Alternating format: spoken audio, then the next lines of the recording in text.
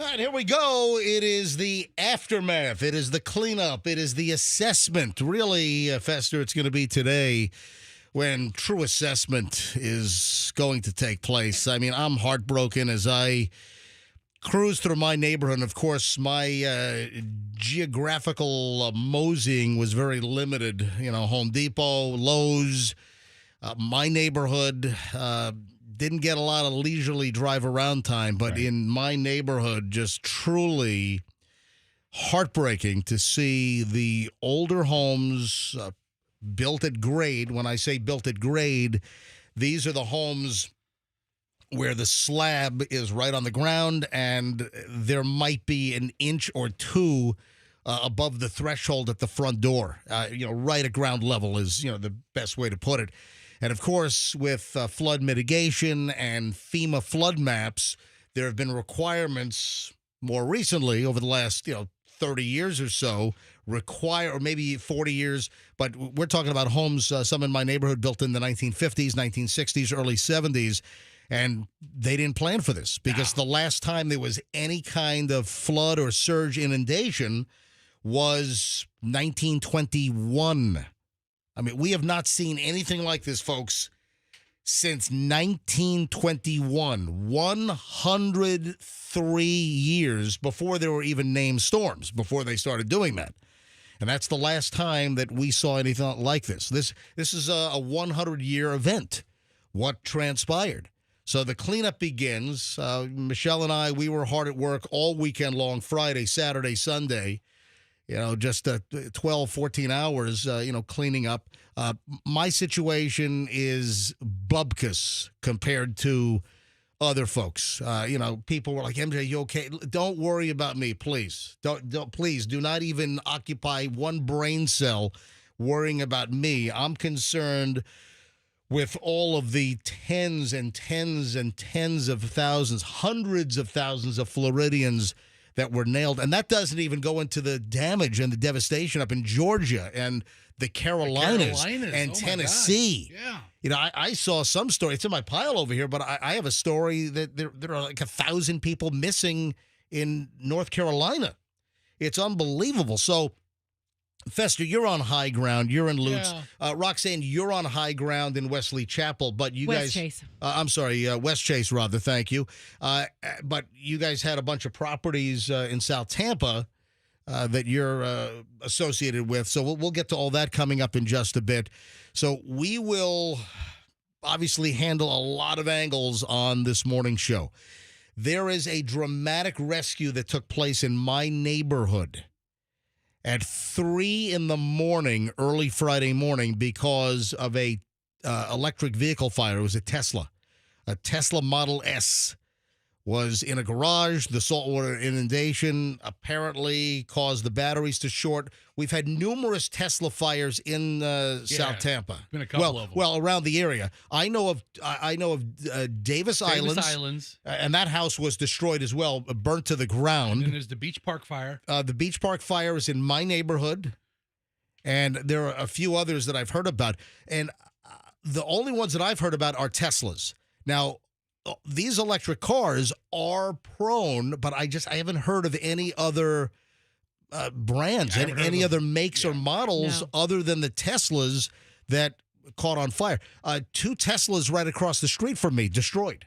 So my neighbor right across from me, 2 Teslas, a Model 3 and a Model X, I believe, destroyed. Maybe a Model S, maybe 3 of them. I think it's 2. I think they once had an S. I think anyway. They get so, flooded? but my neighbor, very lucky, because 2 blocks over, they were catching fire. The house was destroyed. A very expensive, brand new house was burned to the ground. There's a video on my Instagram, folks. I did a walk around of this home, burned to the ground. The only thing standing in the 4 walls, because it was concrete block. The entire inside of the house is gutted. There's nothing there. The Tesla is the remnants, just like barely a metal frame. This thing must have burned so freaking hot. I get the video inside the garage. I aim it in, and you can see the remnants of the Tesla inside the garage. You're not going to believe this video of what happened to this house. It is on my Instagram at Certified MJ Radio. I walked around over the weekend. Certified MJ Radio to take a look. Now, here's the deal.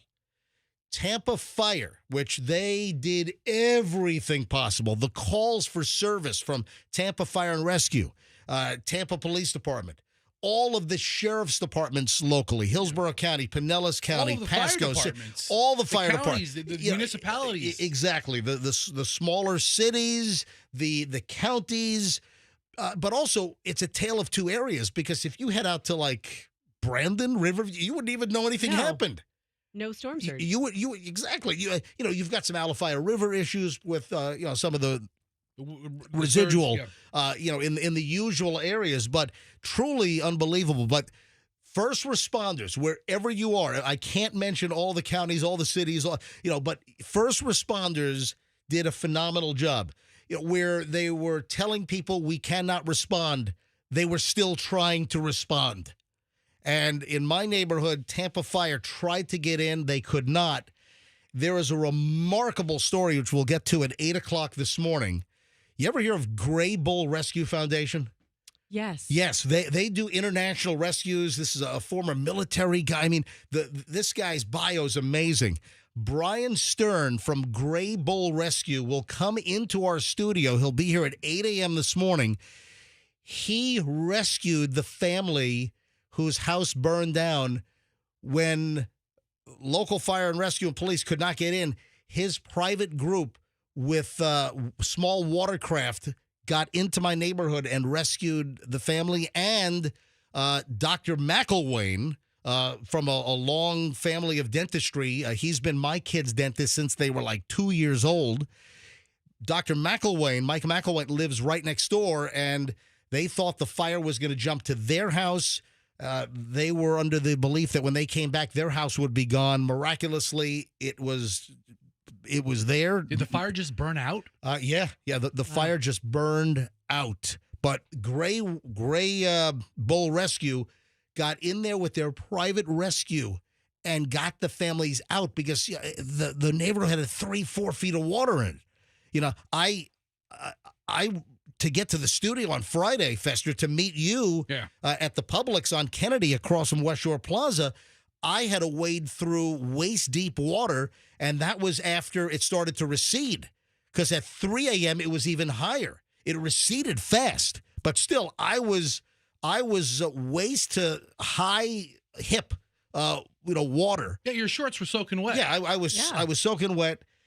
But again, don't worry about me. No. I just had to get to the studio. In this kind of an event, I had to do my public service and do what I've done for 30 years in this market during these storms. But this just was like nothing we've ever seen. I was at my friend's house on Bayshore yesterday. I can show you this stop sign. He said the water was above this stop sign on Bayshore when it was calm. Yeah. And when the waves started coming, it was Over higher than the stop sign. Well, obviously, you look at the debris line, you look at the mulch and the dirt line to see where the water level was. But for the most part, South Tampa, storm surge about 7 feet. About 7 feet is what it's going to average out being. The Pinellas County areas, Treasure Island and Madeira and, all those little beach communities, Reddington Shores, Indian Rock. I can't even mention all of the areas and municipalities. Shore Acres and St. Pete just obviously got nailed again. There are so many areas. My neighborhood, it's heartbreaking to see the number of people's contents of their house all dumped out at the curb. All right, hold on to that thought, Roxanne. We'll get to it in a second. Again, 100-plus year event. This hasn't happened since 1921. They've warned us about the surge for years and years and years. It didn't materialize, and they warned us again. This time it did. And I think there's a little bit of a boy who cried wolf syndrome there that people said, they always say this, it never happens, but this time it did. I ran into a dude waving a flashlight, and I had a weird encounter on the way into the studio a little while ago. I'll explain that. There's a lot of... This show is going to be just nonstop. I'm not going to be able to catch my breath this morning. But also, the Gray Bull Rescue story, 8 o'clock this morning, we're also going to call the woman who was in the house when the car caught fire. She has been listening to us for years. Her husband was out of town on the West Coast on business when this happened. Just unbelievable stories. We'll take a ton of phone calls this morning. We're just getting rolling. We're back in minutes.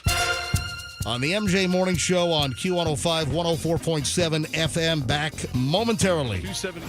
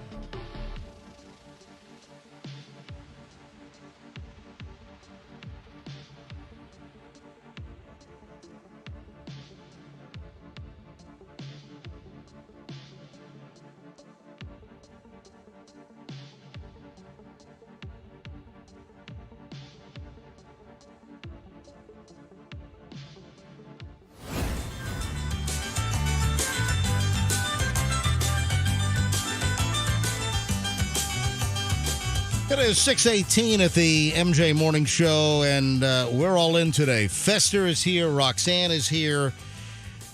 You guys were not here with me on Friday. Fester, you made a valiant attempt.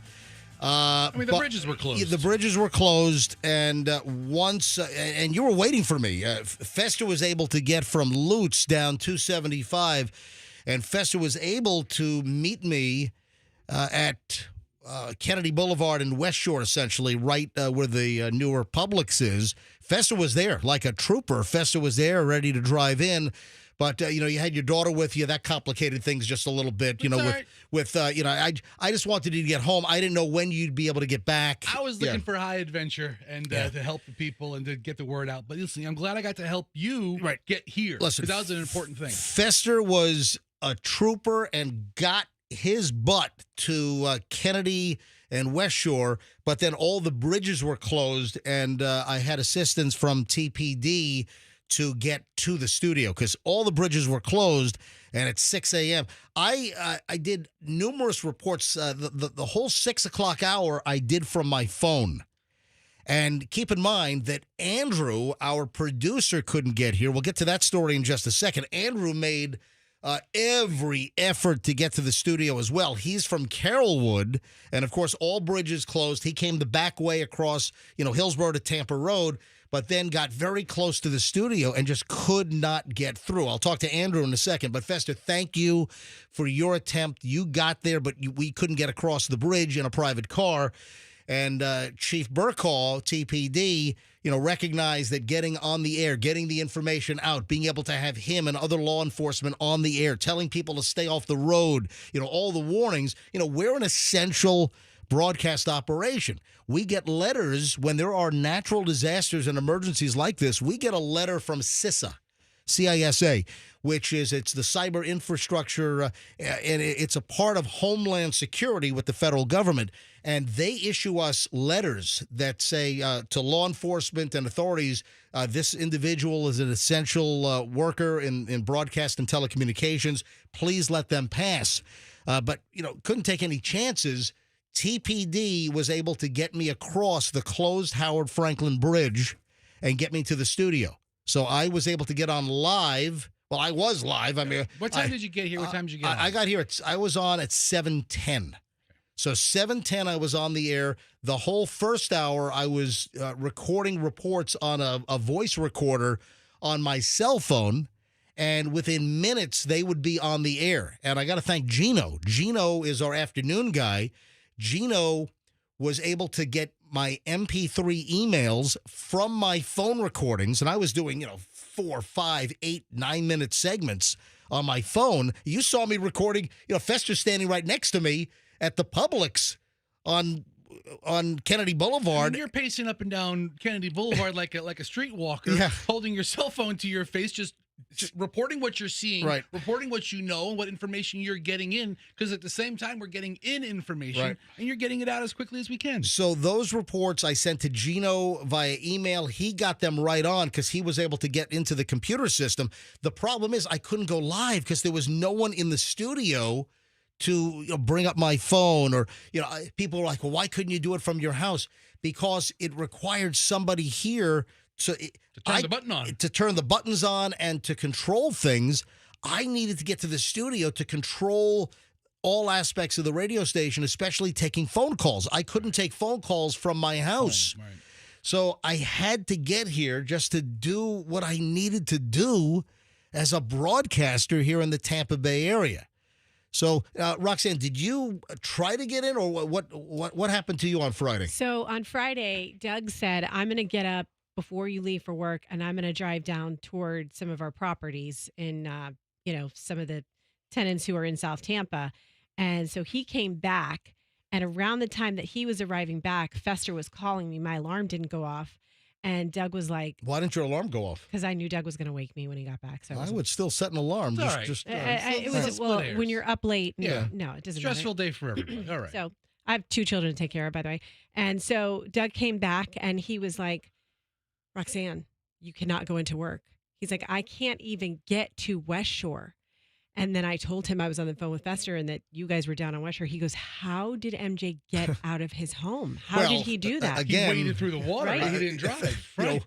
Nearly waist-deep water. Yeah. I didn't know what the hell I was walking in, but I had to get out of my neighborhood. TPD tried to get a Hummer in to my neighborhood to help me get out to get to the radio station. Right. They couldn't even get the Hummer into my neighborhood, so I had to hoof it. And then I walked to Kennedy Boulevard, just about a mile, walked through all that water, and I was trying to stay as high as I could. The streets obviously were the highest. I was walking through lawns and squishing, and I just had to get to Kennedy, and that's where try to get a ride from there. Yeah, that's where dry ground started to happen as I was getting closer to Kennedy. Go ahead. So my original plan was I wasn't going to drive into work when it was still dark. If there was debris everywhere, if there was flooding, that makes me nervous. So I was going to try to come in later. Then we heard the bridges are closed, and then we had this text line with everyone at work. And like you said, MJ, once you got, the bridges were closed, but once you got here, it was hit or miss whether you're going to get in, because you had to have a big truck to get in. That's the only way that some of our friends down the hall were able to make it here. Andrew, our producer, again, thank you for your effort. Andrew tried like hell to get here, and you were able to get from Carrollwood. What was your path? Because no bridges. I guess the Bayside Bridge was open, but does that really count? The Bayside Bridge was open, but Courtney Campbell Causeway, the Gandy, the Howard Franklin, the Sunshine Skyway, everything was closed. So, Andrew, you're up in Carrollwood. How did you attempt to get to the studio, and then where did you get stopped in your tracks? I took Linebaugh over to over past Racetrack Road. Right. Where I forgot what name it changes to at that point. It's Tampa Road. So you get to Tampa Road. So and I took Curlew to 19 and headed in that way. Okay. So you went down US 19. You didn't go over the Bayside. And then correct. What happened? So then you start making your way toward our studio, which is at 4th and Gandy area in St. Pete. And where did you get stopped, and how and why? What did you see? Every road I tried to take beyond, I guess, MLK, right, was underwater. And did you see cars underwater? Because when TPD brought me in on Friday morning near 4th and Gandy, there were cars strewn and disabled underwater. They were in a high pickup truck, and we were able to get very close to the median and even ride a little bit on the median to get around the high water. Cars flooded all over the place. Fester, we saw a Tesla Stuck right at, what was that, West Kennedy and Gardenia, right across from the J.C. Penney on Kennedy at West Shore Plaza Mall, just in the middle of the intersection, just abandoned. In my neighborhood, as I was walking into this water, in my neighborhood, I saw half a dozen cars in the street. My neighbor's cars floated away. My neighbor has a lower, older house at grade, and the whole property's lower. They had 2 cars in their driveway that floated away and were still in the driveway, but were turned sideways. They were, with the wave action, they were banging into each other. The cars were then slamming into their garage sideways. That video is on my Instagram as well. It's Certified MJ Radio, Certified MJ Radio. So, Andrew, when you were headed in on MLK here in St. Pete and you had to turn around, could you determine how deep the water was? Did you see cars stuck? Was it up to their doors, their trunks? What did you see? The height of the water at that point, I think, was close to top of tire at the most, right? In the areas I was seeing. So the very top of the tire, which puts water totally over your grill into your engine compartment. And this is just the entry into the area. Right. That was just the entry. So as you got a little further, it probably would get even a little deeper. It probably would have, but I was unable to get to those areas. All right. So, man, I had a bizarre encounter this morning. I'm pulling down 4th Street. Oh, by the way, the boat got moved. By the storm? Or yes. By well, I'm sure it's the water. Yeah. The boat got moved by the storm. Oh, the water lifted and moved the boat. Yeah. The abandoned white, like 22-foot shell, a hull that's been sitting on 4th Street North, right near the entrance or the exit from the Howard Franklin at 4th Street. There has been a boat that someone just dumped there, and it's been abandoned since like April 19th, exactly. Yeah, okay. So it's been abandoned since, because we're going to have a 6-month anniversary party if it's still there.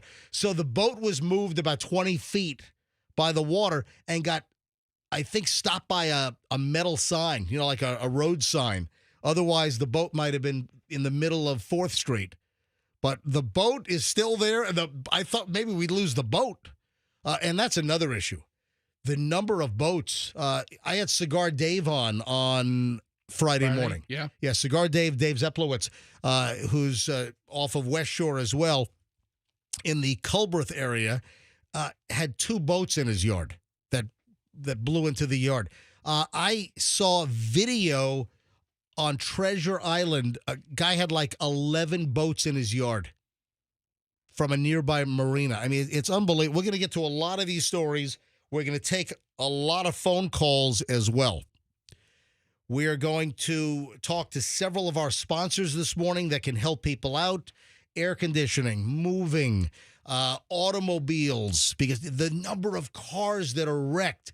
And I spoke to Lorenzo from Veterans Ford, and Ford has just activated employee pricing for people with flood-damaged cars, meaning you can get a new car if yours was wrecked at employee pricing. This is like A-plan pricing is what they call it inside of Ford. You got the A-plan, the X-plan, and A-plan is Ford employees can buy at an employee cost. And Ford's going to pass that along to the people here in Florida who had storm-damaged vehicles. So I'm going to have Lorenzo. He's a managing partner at Veterans Ford, one of our great sponsors. He's going to join us. We've got, a lot of angles that we got to deal with later this morning on this program. Westfall Roofing, obviously the roofing demand is going to be through the roof. No pun intended. There's a huge pun there. I know. How could that not be intended? It sounds like the most deliberate pun ever. It was not intended, I promise. So we're going to be jammed today. I want to try to get an inventory and sort of an after-action report from you, MJ Morning Show listeners, all over the Tampa Bay area.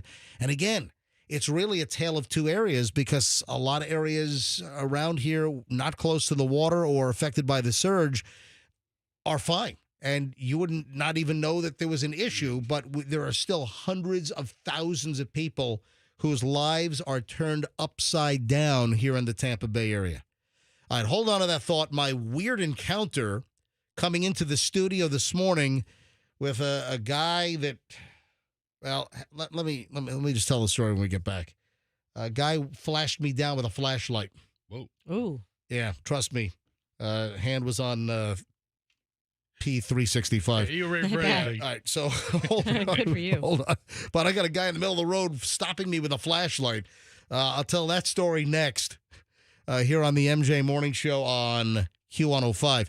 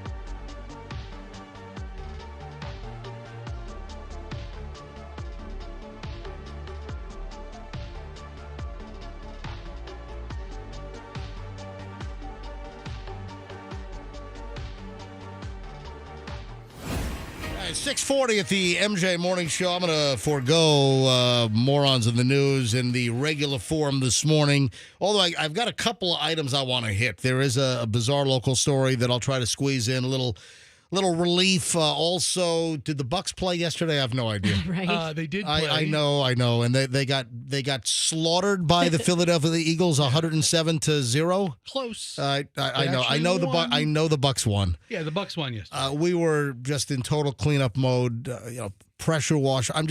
I am fortunate. I am thankful. I'm grateful. We could have had a lot more damage.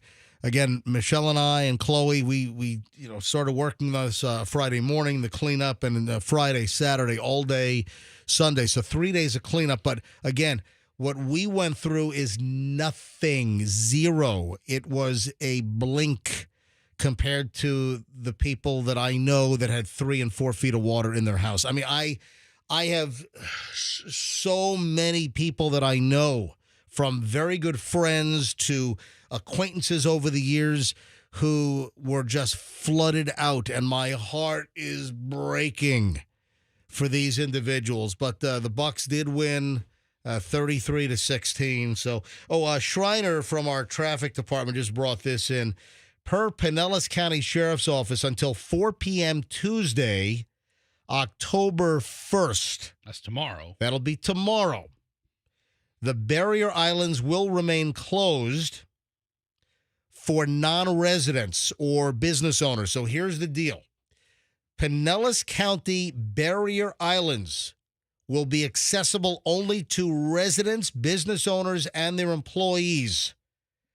Is that all that's the beaches, right? Yeah. So barrier islands, well, you've got numerous areas that are going to be affected. So if you're in these affected areas, you'll have to have a barrier island re-entry permit or other documentation like a driver's license to show your address. And for employees, you have to have some type of documentation from your employer to get on. Access has now been extended to include tow truck drivers and licensed contractors as well. So tow truck drivers and licensed contractors able to get to these Pinellas County affected areas. City of St. Petersburg and PSTA, they've initiated a 2-week period of free bus fares within St. Pete city limits beginning today through Sunday, October 13th, and applies to regular fares that begin and end in St. Petersburg, so helping people get around if cars have been destroyed.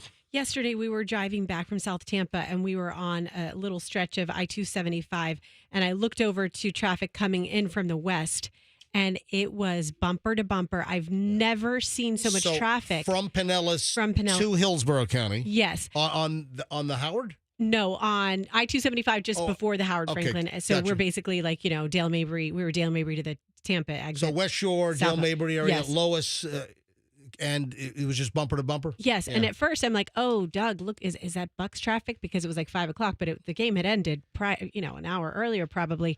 And we figured out, it must have been people just leaving the beaches and just going somewhere else. I've never seen, there was no accident. Yeah. Just people fleeing. And not a work day, not a business day. It's a Sunday. Listen, a lot of people obviously need to move out. There are so many people whose homes are uninhabitable right now.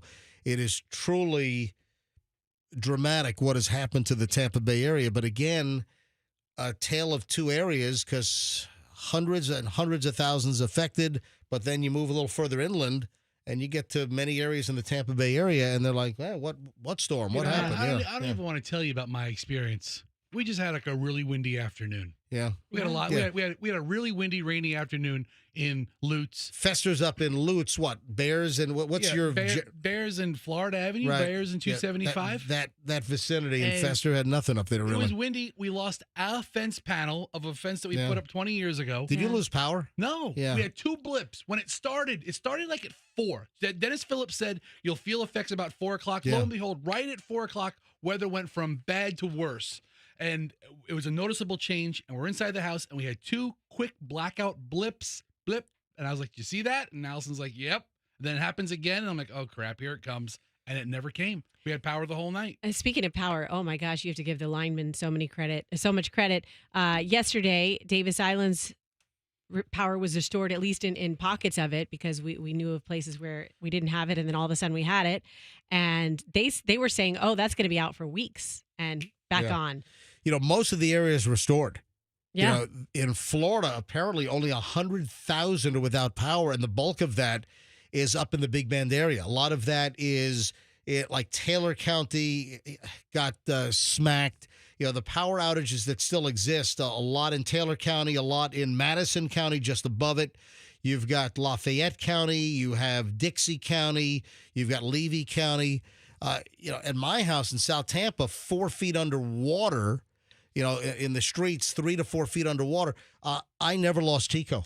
We had flickers numerous times, but we never lost power the entire time.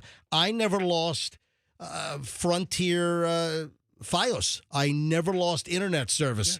Yeah. And, those vaults where they have all the cables, the tops float off, all the wires, and this big cylindrical black device is all floating and everything, and never lost Fios whatsoever. Verizon originally, then Frontier bought them, and then Verizon's buying Frontier back. So we're going back to Verizon. Never lost internet. I lost Spectrum cable at 11 p.m. on Thursday night. Cable went gone. And then I immediately went to the YouTube live stream for Channel 28 for Dennis Phillips because I had internet so I could watch the live stream on YouTube. So that worked well. Our Spectrum service was restored at 5 a.m. yesterday morning, which, again, it's just a minor inconvenience. Yeah. But a lot of our utilities just kept working. All right, now my weird freaking encounter. And listen, you've got people that are displaced, people that are out of their homes. I didn't know what was going on. I'm driving in this morning to the studio, and I'm coming off of 4th Street, right where, Glory Days is. You got the tire shop over there. I'm making a right turn off of 4th Street onto 99th. And as I hit the stop sign right on 5th Avenue North, there's a little tiny, like a blink of a stretch of 5th Avenue North there. I don't even know what that was all about. But it's like a 100-foot section of 5th Avenue North. So as I'm at the stop sign, there's this guy in the road on a red bike with a flashlight, and he's waving at me. I'm like, oh, what the hell's going on? Am I getting carjacked here? All right, listen, I'm just being honest here. I'm being real. Took my SIG P365 out. My hand is on this sucker. Of all the people to carjack, listen, he's the wrong one. I don't know what the heck is going on. And the guy's like, the gang stalkers are after me. What? Yeah, exactly. What? He's like, the gang stalkers are after me. Careful. I'm like, what the hell are the gang stalkers?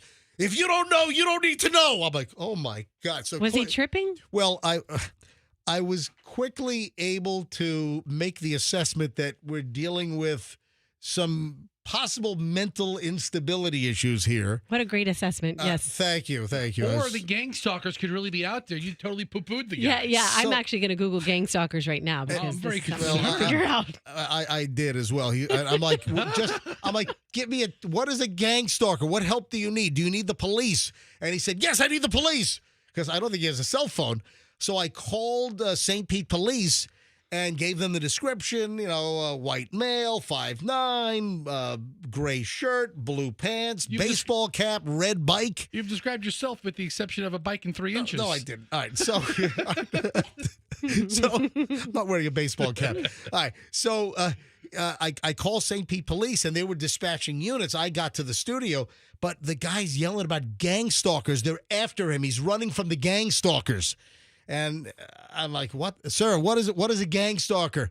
If you don't know, you don't need to know. Yeah, well, it is a thing. I know. So I went to I went to Wikipedia.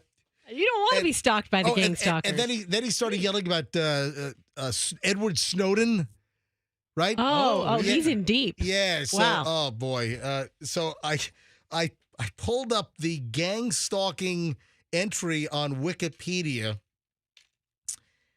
It says gang stalking or group stalking is a set of persecutory beliefs in which those affected believe they're being followed, stalked, and harassed by a large number of people. The term is associated with the targeted individual, TI, virtual community formed by like-minded individuals who claim their lives are disrupted from being stalked by organized groups intent on causing them harm. The concept of stalking arose in the 1980s following increased legal equity for women and prosecution of domestic violence. That's just a history of stalking. Yeah, so that's stalking. So, but gang stalking is the belief that you're being followed by multiple or tons of people? Persecutory delusion. Those who believe they are victims report that they believe the motivation for the gang stalking is to disrupt every part of their lives. The activities involved are described as including electronic harassment, use of psychotronic weapons, directed energy weapons, cyber stalking, hypnotic suggestion, transmitted through remotely accessed remote device. I mean, this guy is onto something. I don't know. This guy's out of his mind is what he is. I don't know if your protective piece would have protected you against those types of devices that you just described. But he was yelling about Edward Snowden, who, of course, people know the Edward Snowden story. So that was my excitement. Yeah, that was something. Wow. I hope he's okay. The gang stalkers. I've never heard of them. Yeah, so... I hope he's okay. Yeah, I see exactly right. Well, what do the police do? Do they take him in? I mean, he doesn't need to be arrested. He needs mental health help. Or protection. Protection from the gang stalkers. Yeah. I don't know. I have no idea. So I'm sure St. Pete Police have gotten a hold of this guy to help him out. All right, I am planning to get Chief of Police from City of Tampa, Lee Burkhardt, on this morning. Sheriff Chad Chronister. I'm working on Gualtieri, Mayor of Tampa. So working to get a lot of folks on. I want to grab your phone call starting next. So next segment, I want to take phone calls from you. If you want to load up the phones now, please give me assessments. How did you make it through this? What damage did you incur? What did you see? You, our listeners, are our eyes and ears around the Tampa Bay area. Please give us a buzz. 800-990-1047. 800-990-1047. What was that, Andrew? Have you heard any reports of looting? Well, that's I have not heard of any looting reports. When I came in on Friday morning, I heard a lot of alarms going off in the West Shore district. So I heard a lot of burglar alarms that were pinging and ringing. So that's one of my questions for law enforcement. If we had any maniacs, any real lowlifes taking advantage of the situation. Your reports, your calls next. 800-990-1047. That's 800-990-1047. Banco overhead doors, they're here.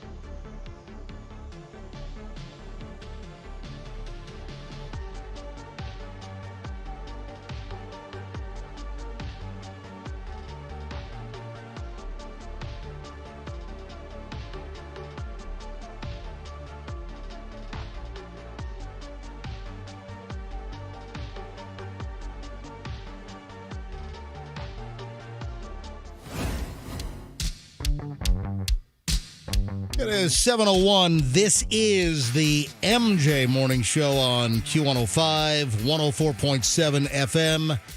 MJ, Fester, Roxanne, Andrew, the producer, all back together in the studio this morning after obviously a very challenging couple of days. None of us affected like so many around the Tampa Bay area who we are so sorry for. Our heart pours out for those that have had their lives upside down. The damage assessment really is going to begin today. We have no handle.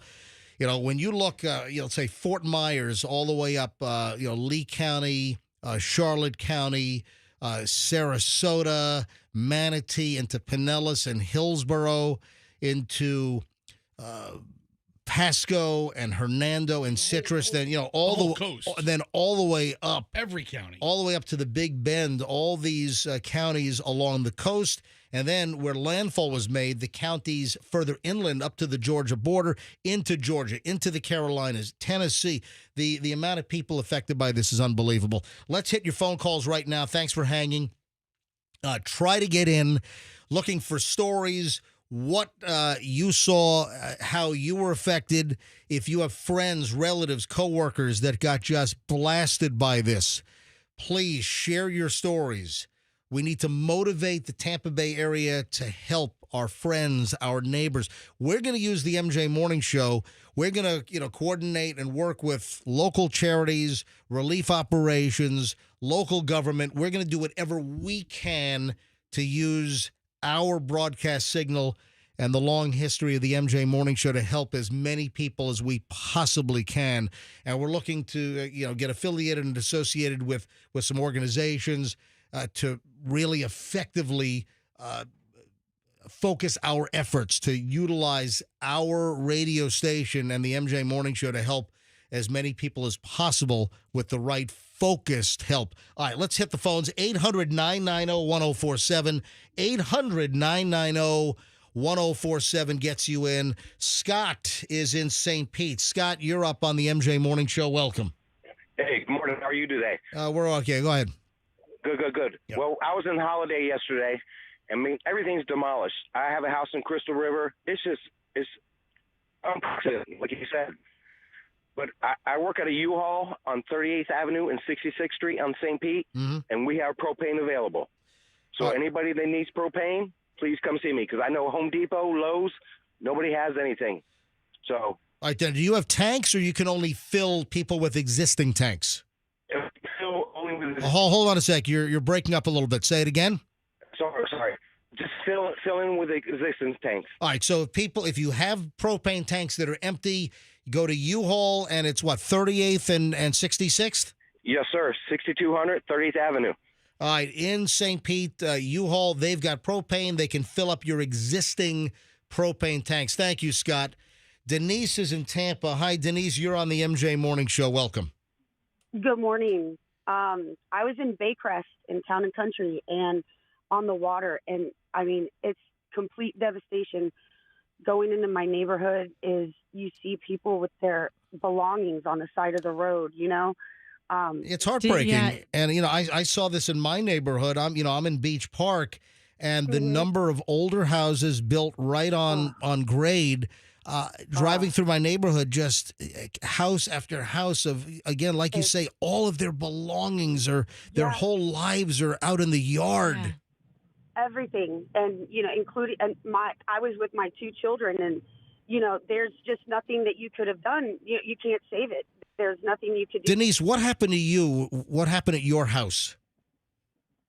Okay. I mean, I was there because, I had my two small children, and, I rent, and my husband, we were monitoring the water level from the canal in the backyard, and it stayed level for a while. So I kind of prepared for a lot of more wind damage, and the water, but mostly the wind damage, tornadoes and stuff. But the water ended up coming in from the front. Yeah, it's the surge. That's what got us, the surge. So how much water in your house? I had it was about chest deep, so about 4 feet, maybe 4 feet. Denise, we drove through Baycrest yesterday, and we were just what you're describing. It was just heartbreaking, and it's everybody. It's like every house. So what was mind-boggling? Every single house. Yeah, what was mind-boggling to me is these are the houses that they're not even on the water. You know what I mean? Like they seem like they should be, but the way MJ explained it, and now as you're describing, see where it came from. Exactly. The closer to the water you get, the more. The more damage. This was a surge event. This was not really a wind event. There was very little rain, actually. This was a Gulf of Mexico storm surge event that pushed in from the Gulf into Tampa Bay, the marshy areas. So the house you're in, is it a one-story or a two-story? Yes, it's a one-story. All right, so where did you go? Where were you when there were 4.5 feet of water in the house? I had, well, that's a good question. I had actually I drove my vehicle through this water in Baycrest to get out of it at the last minute because the water came in so fast. All right, so you had how many kids do you have? Two of them. How old are your kids? 5 and 8. And what about your husband? What happened to your husband at this time? Well, he had, he was assessing because it's fingers, the canals are the fingers. Hello? Are you there? Denise, you there? Oh, boy. We lost her. Line just dropped. Denise, you there? Hello, Denise? Call us back, Denise, if you just got disconnected. All right. But Denise sounds like, just disconnected. It sounds like the husband stayed and she got out with the two kids. Wow. Opens up a line, 800-990-1047, 800-990-1047. Gets you into the MJ Morning Show. Mama Kay is in St. Pete. Hello, Mama Kay. Welcome. Hi, MJ. 43-year resident, St. Pete. Yep. We had my friend's partner out on, I think it's Island Estates. Yep. Central Avenue, headed to Treasure Island. There's a community there right before you get to Treasure Island. Father, mother, and child in their house sitting there, and all of a sudden the mini tsunami starts. Within 15 minutes, they had 4 foot of water in their house. They could not get out the front door. It's one of the, 60s houses, 1 story. Yep. They had to go into the bedroom, break out the bedroom window to get out, waist-high water to start walking towards some lower water. They just bought 2 electric bikes with lithium batteries. The lithium batteries exploded while they're leaving the house. Their house burned down. Oh, my God. True story.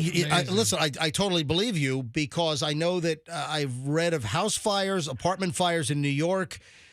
It's not just the electric cars. Now, it seems when it comes to the electric cars, it's been mostly Teslas we've been hearing about, but all of the electric cars have this susceptibility. But also, remember the hoverboards that were catching on fire, and these lithium battery packs, and the lithium powered electric bikes. Again, there have been numerous fires where people have had these things burn up in their house, their garage as well.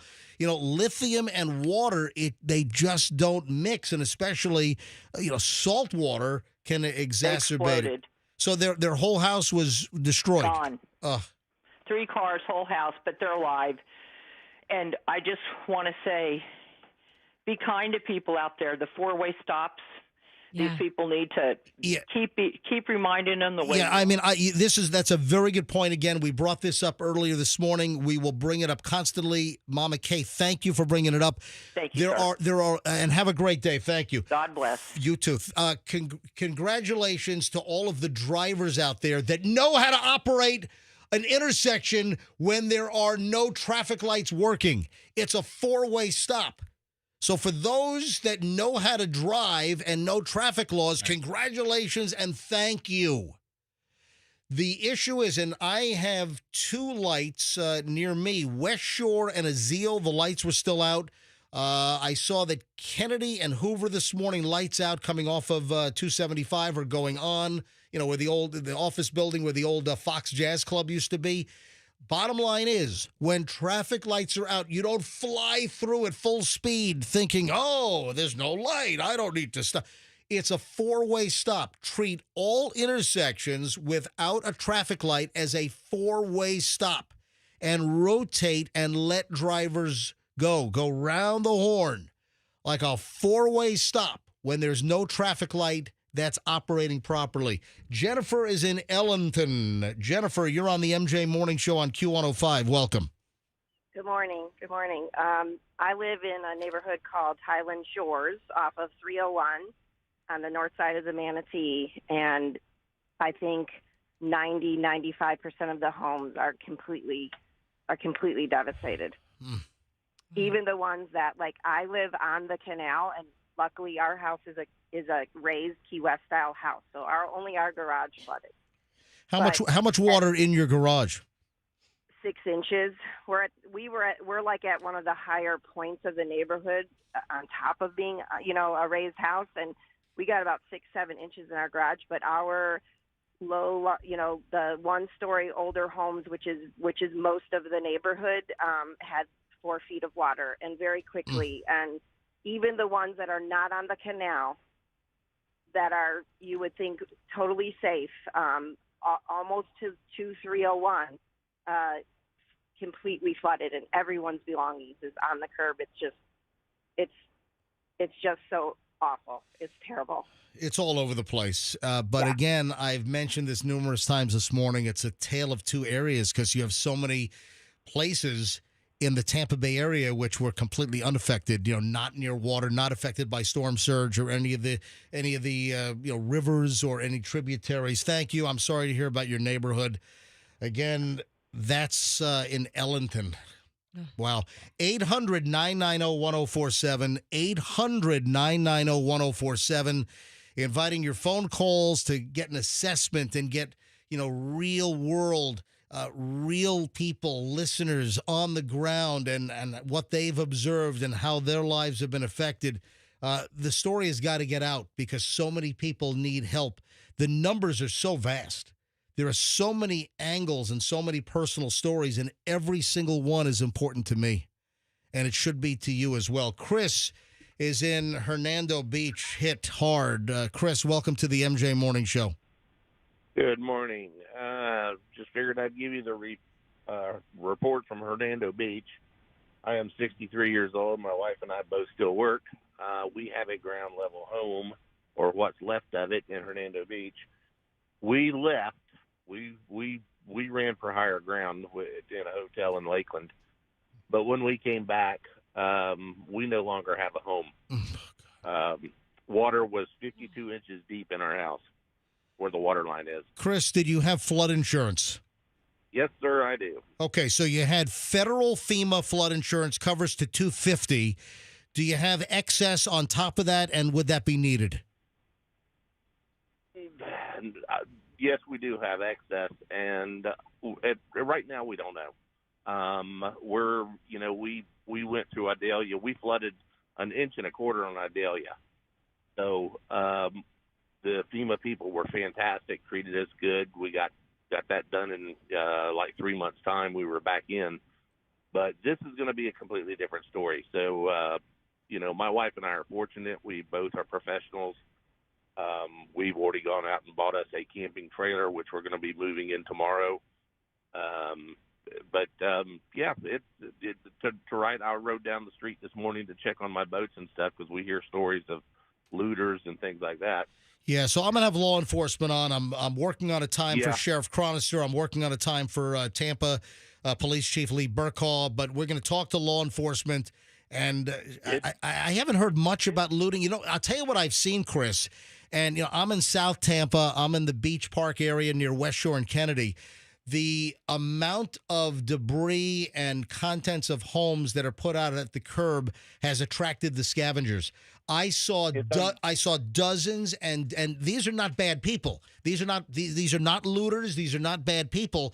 But the number of scavengers roaming the neighborhoods looking for discarded items, I saw dozens of pickup trucks through my neighborhood. Are you talking about like the scrappers? Yes, the scrappers, the scavengers looking for just. My neighbor across the street, they put out a garage refrigerator. It was gone in 7 minutes. It was gone. Yeah. Yeah, there's a lot of that going on. I understand that part. And the driving down this morning is devastating, as you said. The stuff sitting on the side of the roads, it's higher than my truck. The water, as a good example, I own, or I could say I used to own, a Dodge 3/4-ton Ram 4-wheel drive. Okay, it is now completely trashed because the water came so high. It shorted out the batteries in the entire electrical system. It covered my hood. That's a good illustration of how high the water actually was above the ground. Unbelievable. So, thank you guys though for getting the word out and everything. We really appreciate you guys. All right, thank you. I appreciate you phoning in, and please keep in touch with us and just help whoever you can help as well. So we're trying to just spread the word that everyone needs help in this time. Thank you very much for phoning in. I just got confirmation. Mayor Castor from City of Tampa can join us at 7:20. I've got her cell. I'll buzz her up. Lee Burkhaw can join us about 7:30-ish. Hang on a minute. Let me send a message to Sheriff Chronister. Burkhaw at 7:30. Okay. All right, let me grab a couple more calls here. Then we'll talk to the mayor in just a minute for City of Tampa. Crystal's in Holiday. Crystal, hi. You're on the MJ Morning Show. Hey, guys. I am, like I said, I'm up in Holiday. I don't know how we got so lucky in Holiday. I'm on the west side of 19 in Holiday. Yeah, I mean, the word had been that west of 19 in Pasco and Hernando just totally knocked out. Yeah, everything north of us, like Gulf Harbors, which is, right north of us, all the way south, into Tarpon Springs on the west of 19. Everybody went underwater. We know like 13 people that all separate lost their homes. We had 2 elderly family friends that we didn't even know that they stayed home, ended up having 4 feet of water come in their house. They were up to their necks. They tried to escape, and one of them ended up underwater. They got her, and she's in the hospital, but she almost drowned. You go down all Gulf Harbors, all those ritzy homes, every single one of them. It looks like a community yard sale, but it's everybody's whole lives. It is, and it breaks your heart to just understand that 1 minute everyone's lives were intact, and the next minute people's lives are drenched and saturated and sitting out in the yard at the curb. It's absolutely heartbreaking. Thank you very much for calling. We were very blessed. Crystal, please stay safe and keep in touch with us, okay? Dawn in Sarasota. Dawn, you're on the MJ Morning Show. Hi. Hey, MJ. My name is Dawn. My son is a firefighter in the Manatee County area, came home from a 48-hour shift of rescues, and he lives in the Highland Shores. Your 2 callers previously in Ellington, his house was flooded. He's been gutting, trying to get everything out, and then Saturday night he called us and says, I'm not going to come out and stay with you guys because 5 or 6 homes got robbed on Saturday night. You're kidding me. God. So, I mean, taking any valuables they could find, appliances, everything else. So it's just sickening. That is absolutely nauseating. You're 100% right. Dawn, thank you for checking in. The bulk of people do good. The bulk of the people out there are helpful, good humans, but in any event, you're going to have some of the lowlifes that are going to take advantage. Just, let me try Mayor Castor real quick. City of Tampa Mayor Castor is expecting our call. Calling Jane Castor right now. We'll have Tampa Police Chief Lee Burka on in about 10 minutes or so.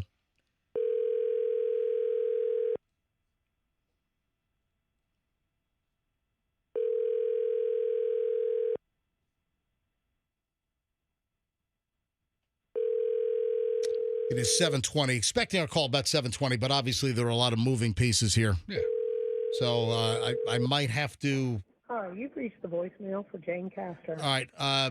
You know what? I'm going to take a quick break here. Okay. I'm going to take a quick break, and I'll try the mayor right after the break. So hang on.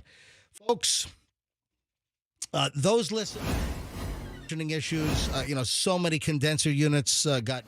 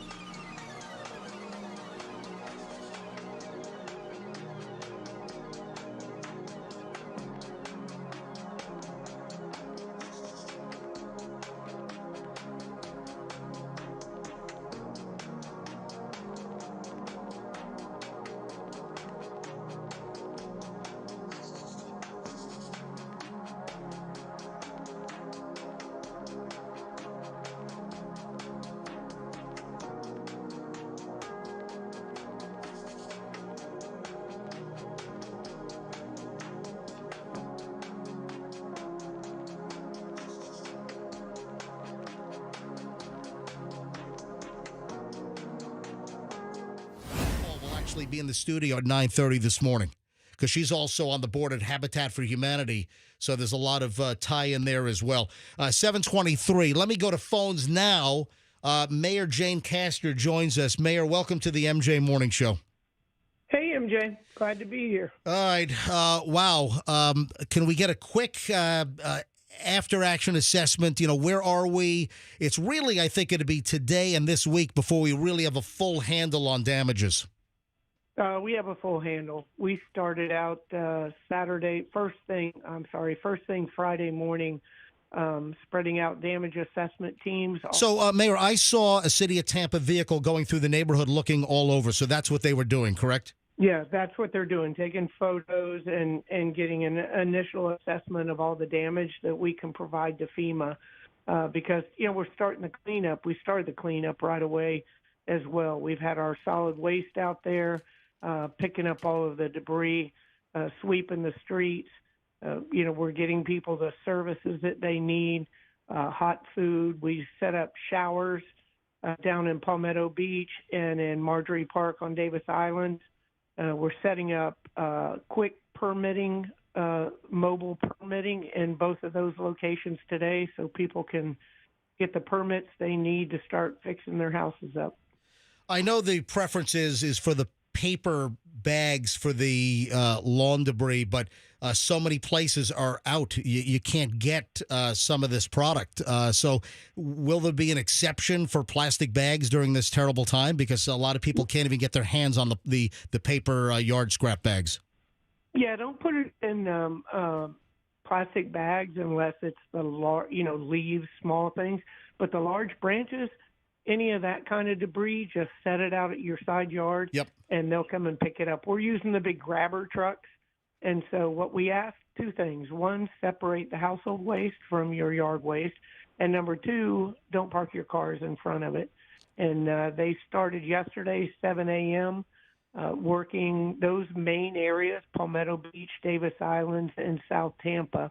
And people, they've been cleaning out all weekend. So we started picking it up yesterday, and we're going to continue to make sweeps through the neighborhood. So there'll be more than one sweep through your neighborhood.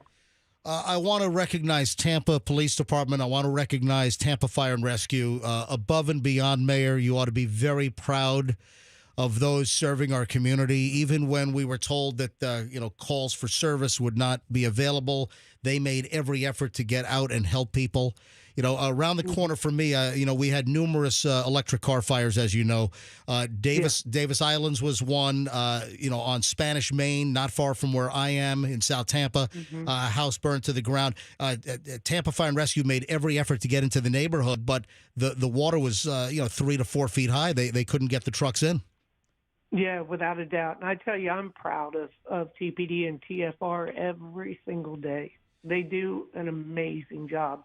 And they were out, as soon as the storm surge, I said evacuate about 1,000 times. And as soon as the storm surge came in, about around midnight, we started getting those calls.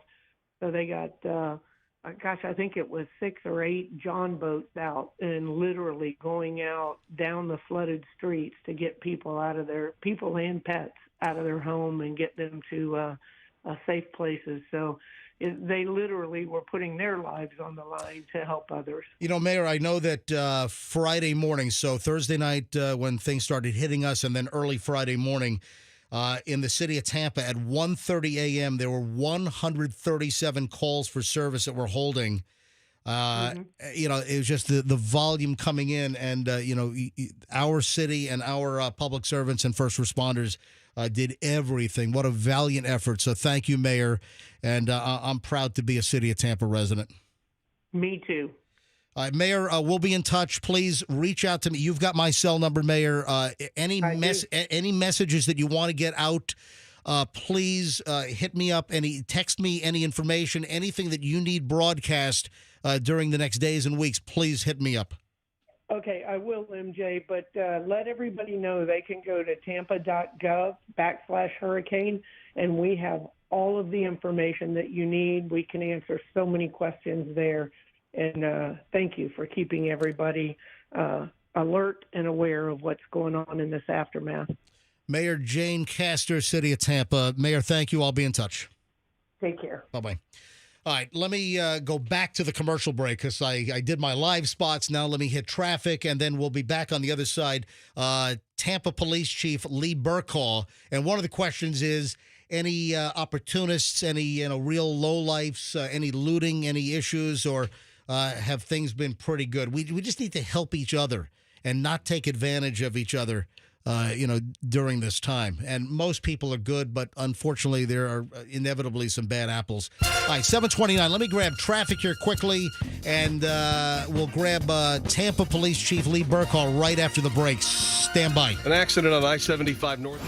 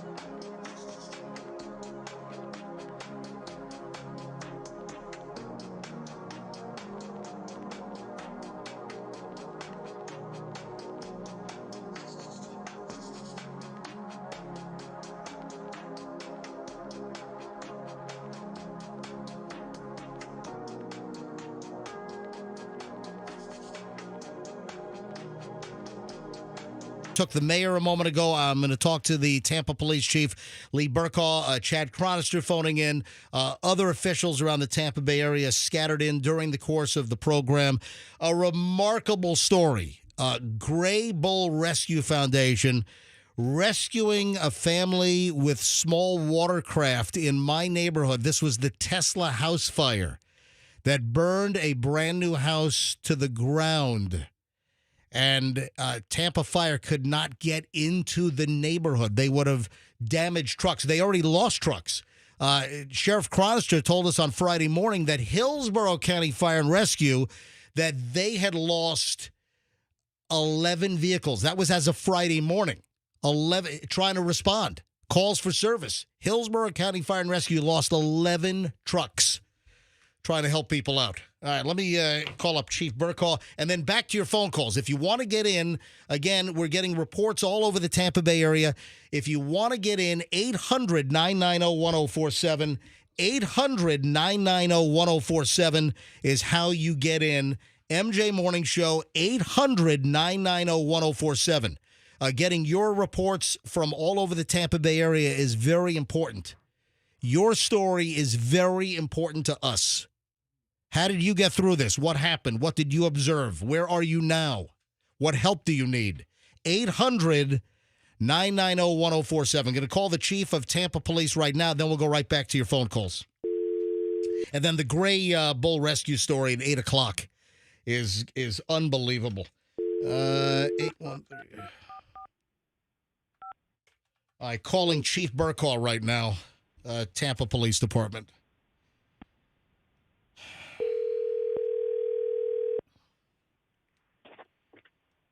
Good morning, MJ. Good morning, Chief Lee Burkaw, TPD. Welcome back to the MJ Morning Show. Again, I'm indebted, and thank you for helping me get to the studio on Friday morning to get this information out. Absolutely. It's the least we could do for you. Thanks. And listen, I just have to serve the listeners. And I've been here for 30 years, and the thought of me, I was just the anxiety I was having. I got to get to the studio. I got to get on the air. I got to get the information out. So thank you again for helping me get in across the closed Howard Franklin Bridge on Friday morning. All right, Chief, where are we after action at this point? What are the most important points to tell our listeners? Well, one is in those especially hard-hit areas that we had, Palmetto Beach, West Shore, Davis Island, we have extra officers assigned just to those areas, going out and reassuring community members and helping them connect to resources. The mayor was on earlier. She talked about our special permit locations that we're having set up. But in addition to that, you mentioned it about scamming, and that's a huge issue that we need everybody to pay close attention to. If you get an unsolicited estimate on damage, check that information out. Go to the myfloridalicense.com, verify it. If there's anything out there that doesn't look right, report it to the special tip line through the state, through the Attorney General. It's 1-866-9-NO-SCAM. We just don't want anybody to be taken advantage of during this vulnerable time. Yeah, the 866-9-NO-SCAM, that is the Attorney General Ashley Moody's special hotline number. You can also report online as well. So that's a very good point. And Chief, they already started soliciting in my neighborhood. We had Michelle and I, and we were cleaning up Friday, Saturday, Sunday, all day. And fortunately, a lot of people were saying, MJ, how did you do? Are you okay? Folks, please don't worry about us. I'm so much more concerned with other neighbors in my neighborhood that had lower houses. We had 18 or 19 inches of water in our garage. Nothing got into the house. It was still about 3 feet away from getting into the house. Garage, luckily, all concrete block. Pressure washer was a savior yesterday. We cleaned out the whole garage. So, we're fine at my house. I want to thank all the listeners for their concern, but don't worry about me. There are so many other people that we have to worry about. But while we were out and, the whole neighborhood, just seeing everyone just cleaning and working, we had... It had to be, I lost track, 4 or 6 solicitations, people coming through, pool companies. And listen, and a lot of these folks are legitimate, but as you just said, Chief, you got to check out any solicitors. You're right. And you can even go to myfloridalicense.com to see if they're a license. Obviously, you want to make sure that they're bonded. Verify all that information. We recommend getting 3 written estimates before you even take place on that. If you go to our website, tampa.gov/hurricane, like the mayor said, we have all that information on there about the scams. Chief, go ahead. Good. Yeah, thanks, MJ. Chief, I have a question. I did hear that it's been reported that looters are pretending to be FEMA to get in homes. Have you heard of cases of that? Instances? We have not had that reported to us, but that's important. If anybody has any of that, please let us know, and we'll respond. Most importantly, you're going to see suspicious things, but please let us know because we have to have that information. Unfortunately, you're going to have some lowlifes taking advantage. There are a lot of good people out there. There are a lot of, contractors that might be coming through that are offering help that are legitimate. Just be careful. Oh, never give anyone any money up front. That's another huge scam is they'll say, hey, I'll fix this. I'll fix that. I need a deposit. I need to go get materials. Do not give anyone any money up front because a lot of times those are scam artists that'll just take your money and you'll never see them again. Yeah, and our neighborhood officers want to respond. They want to talk to you. So if you're not sure, when in doubt, call us and let us respond. All right. Tampa Police Chief Lee Burkaw. Chief, thank you very much. And please, any message, anything that develops, anything that you need us to disseminate, just call me or text me right away. Okay, thank you. Thanks, Chief. MJ, I was going to just do a sidebar with you guys. Yeah. We're talking about some of these scams, things to look out for. But one thing we have seen is just the tremendous power of the human spirit and people's willingness or energy to keep moving and go forward and help other people. One of my friends who I thought for sure her house was damaged because of where she lives, and I called to check on her. right after. I mean, the day of on Friday, I'm like, how are you? She's like, it's not that bad. I'm right now handing out waters at Feeding Tampa Bay. You know, people just springing into action to help their neighbors, to help one another. It moves you.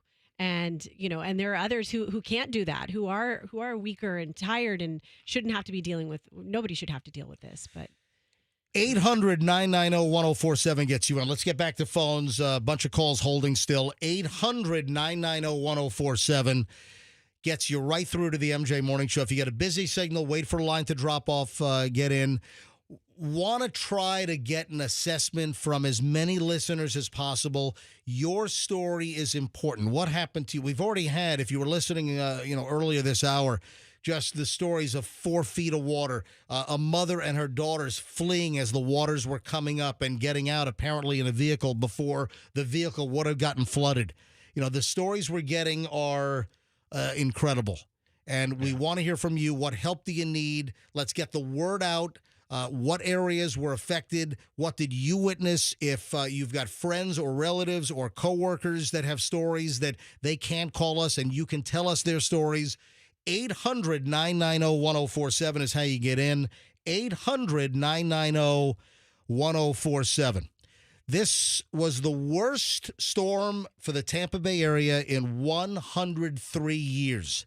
The storm that had no name was 1921. That's what we hear about, 1921, the last time the Tampa Bay area got hit. Now, keep in mind, this was not a massive wind event for us per se. Did we have hurricane gusts that hit the Pinellas shoreline? Sure, we had 74, 80-mile-an-hour gusts, but not sustained. We had a lot of tropical storm gusts.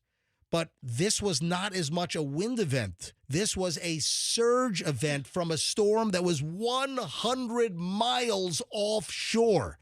And it boggles your mind to think about what if a Category 2, 3, 4 hit us directly? Or what if this was another 20 miles closer to us or 40 miles closer? What if this thing was 20 miles offshore instead of 100 miles offshore? It would have been exponentially worse. Bottom line is, we're going to get through this. We will get back to normal. The damage in many areas catastrophic. We had the surge warnings. The surge warnings, the predictions were accurate. In Sarasota, Manatee, 4 to 7. In Tampa Bay area, Tampa, Hillsborough, Pinellas, 5 to 8. Yeah, they predicted it right on the number. But the issue was, and listen, I got to call it the way I see it. We've had these surge warnings many, many times, and it never materialized, or never to this extent. And here they gave us the warnings, and it materialized. It happened. It finally happened, unfortunately. And a lot of people just said, hey, we've ridden these out in the past. Oh, they say the surge is going to be this high. It never happens. We're staying. We're not going to have a problem. And we did. The surge verified this time around. A lot of the power is back on, but, total misery to have water in your house, and then power is out. And then, of course, the generator warning. Those without power, never run a generator in your garage, in your house. Well-ventilated area, even run one. Even right next to a window, there have been carbon monoxide poisonings where the fumes have gone into a window because the generator was right outside. All right, this is going to be a stupid question. Yeah. All the water's receded from homes, right? Or are their homes still in water? A lot of the water receded. I'll tell you what, we had 18 or 19 inches in my garage. But for how long? It receded very fast. Yeah, it happens. Yeah. Like, whoosh, it gets sucked back in. When I left my house at 5 a.m.-ish, we still had probably 6 or 8 inches. So it went down from 3 a.m. to like 5 a.m. The water went down dramatically. And when I got home, there was no water in the garage, just all the mud and the silt and the high water muck line on the wall in my garage. But that water was gone. But I'm sure there are still places that probably still have standing water in the house. Okay. But for the most part, it has receded. All right, let me grab some calls here. 800-990-1047, 800-990-1047. If your home took on water damage, one other thing here. If your home took on water damage, especially with brackish or salt water, that water getting into the wiring can cause a fire if you turn the electricity back on or if the power comes back on. So you got to make sure if you sustain water damage, you have to get it cleared by a licensed electrician. So make sure you have an electrician. If you've had water in your home and it got to electrical panels or outlets, you got to make sure that you have an electrician check it out, because house fires have started that way. Also, keep in mind, homes that were flooded, you got to get that drywall out of there. So many homes that have been damaged, they've already started pulling out drywall. I've already seen it in my neighborhood. Yeah, you cut right above the water line. You cut right above the water line, and you got to rip that drywall out. You got to get it out, dry it out, and then you're able to replace the drywall from the above the water line below, but you got to get that drywall out. You got to cut it out. And people were not waiting for contractors in my neighborhood. People were just doing it themselves. I mean, it's a pain in the ass job, but it's a do-it-yourself level job. You know what? Quickly here, at 7:45, if you're on hold, Steve and Joe and Stacy and Stephanie and Hank, everyone that's on hold, hang on. Let me get a hold of Lorenzo, who is the managing partner at Veterans Ford, sponsor here on the MJ Morning Show. He informed me yesterday about Ford offering employee pricing, the same pricing that the factory workers get when they want to buy a car. Wow. Ford is going to offer employee pricing for people with flood-destroyed cars. Let me get Lorenzo on the phone, because this is very, very important information. Let me just dial Lorenzo. If you're on hold, I'm going to go to your phone calls in just a moment. And then the Gray Bull Rescue Foundation, unbelievable rescue in my neighborhood with the Tesla fire at 3 in the morning in 3-4 feet of water. They're going to be in studio. Brian Stern, the founder, will be in studio here in about 15 minutes at 8 o'clock, so stand by. 813. All right, calling up Lorenzo from Veterans Ford. You know, so do we have any idea? Tens of thousands of cars are wrecked. Hundreds of thousands of cars. When you think about Atlanta, and you think about Lorenzo. Yes, sir. Hey, MJ, Fester, Roxanne, Andrew, our producer, live here on Q105, 104.7 FM. Lorenzo, thanks for being a longtime sponsor on the MJ Morning Show at Veterans Ford. We appreciate it. No. I'm glad, you guys do awesome for us, so. All right, so you informed me yesterday, Lorenzo, that Ford is offering employee pricing for people that need to replace vehicles because of storm damage. Correct. What Ford's doing is basically if you got a total loss, they're giving you the same pricing an employee would get. They stepped up and they gave us that information Friday, and certainly we want to help in any way we can in these times. I can tell you right now that Veterans Ford, they treat the customers right, and I hear it all the time. I didn't feel like I was getting, yanked around. I wasn't getting car dealered or car salesmaned up good. I always hear this about Veterans Ford, and now when things are extra difficult for many people with lives upside down, this is great news. Folks, if you need a new vehicle right now, employee pricing from Veterans Ford, and of course you're going to get taken care of. And mention the MJ Morning Show. Lorenzo, anything else you want to add? Do we have any? I mean, what are you hearing from the car dealer community regarding the number of cars that were destroyed because of the storm surge? Yeah, we really don't have a number, but there's been a whole bunch of inventory that's been destroyed. Be careful if you're looking to buy a pre-owned vehicle from somebody on these Facebook Marketplace or social media, because those vehicles may be totaled. Yeah, so a lot of storm-damaged cars. And I remember after Hurricane Katrina in New Orleans, so many flood-damaged cars were supposed to be scrapped or salvaged, and titles were messed with. And a lot of those storm-damaged cars from Katrina made it down to Florida. So you got to be careful that you don't end up with a storm-damaged car. So as far as inventory, have other dealerships, I would imagine, around the area, they had their lots flooded. Some of them did. I don't have specifics. I know some dealers on 19 had some inventory that took water. So All right. They're probably total losses. Lorenzo. And again, yep. Yeah. No, go ahead. I want to thank you again. And, folks, if you had a storm-damaged vehicle, if you need to get into a car, Veterans Ford is going to make it incredibly easy for you. They're going to roll out the red carpet. They understand that the last thing you need is any hassle in replacing your vehicle. And the good news is Ford stepping up and giving people with flood-damaged cars employee pricing right now. Lorenzo, folks can just call you, drop in, mention the MJ Morning Show, and you'll take care of them all, correct? Absolutely. Just let us know, and we're here to help. Right. If you have any questions about your gap coverage on the process, just give us a call, and we'll be able to help you out with it. Thank you, Lorenzo. I'll be in touch. Not a problem. All right. So it's Veterans Ford, Line Ball, and the Veterans Expressway. Veterans Ford, tell them MJ sent you, and get your car replaced at an amazing offer right now with employee pricing from Ford Direct. Yes, Rox. I'm picturing all those Ford trucks and vehicles up on top of the roof. They have them up high, so no flood damage there. Yeah. Well, I think that their area I don't think got flooded. They were foreign enough. But you think about the dealerships on US 19, all the car dealerships that are on US 19. Right. I'm sure there's a lot of dealerships that suffered a lot of damage. Yeah. All right, back to phones here. 7:50 at the MJ Morning Show. The Gray Bull Rescue Foundation story for the Tesla house fire that destroyed a house in my neighborhood early on Friday morning.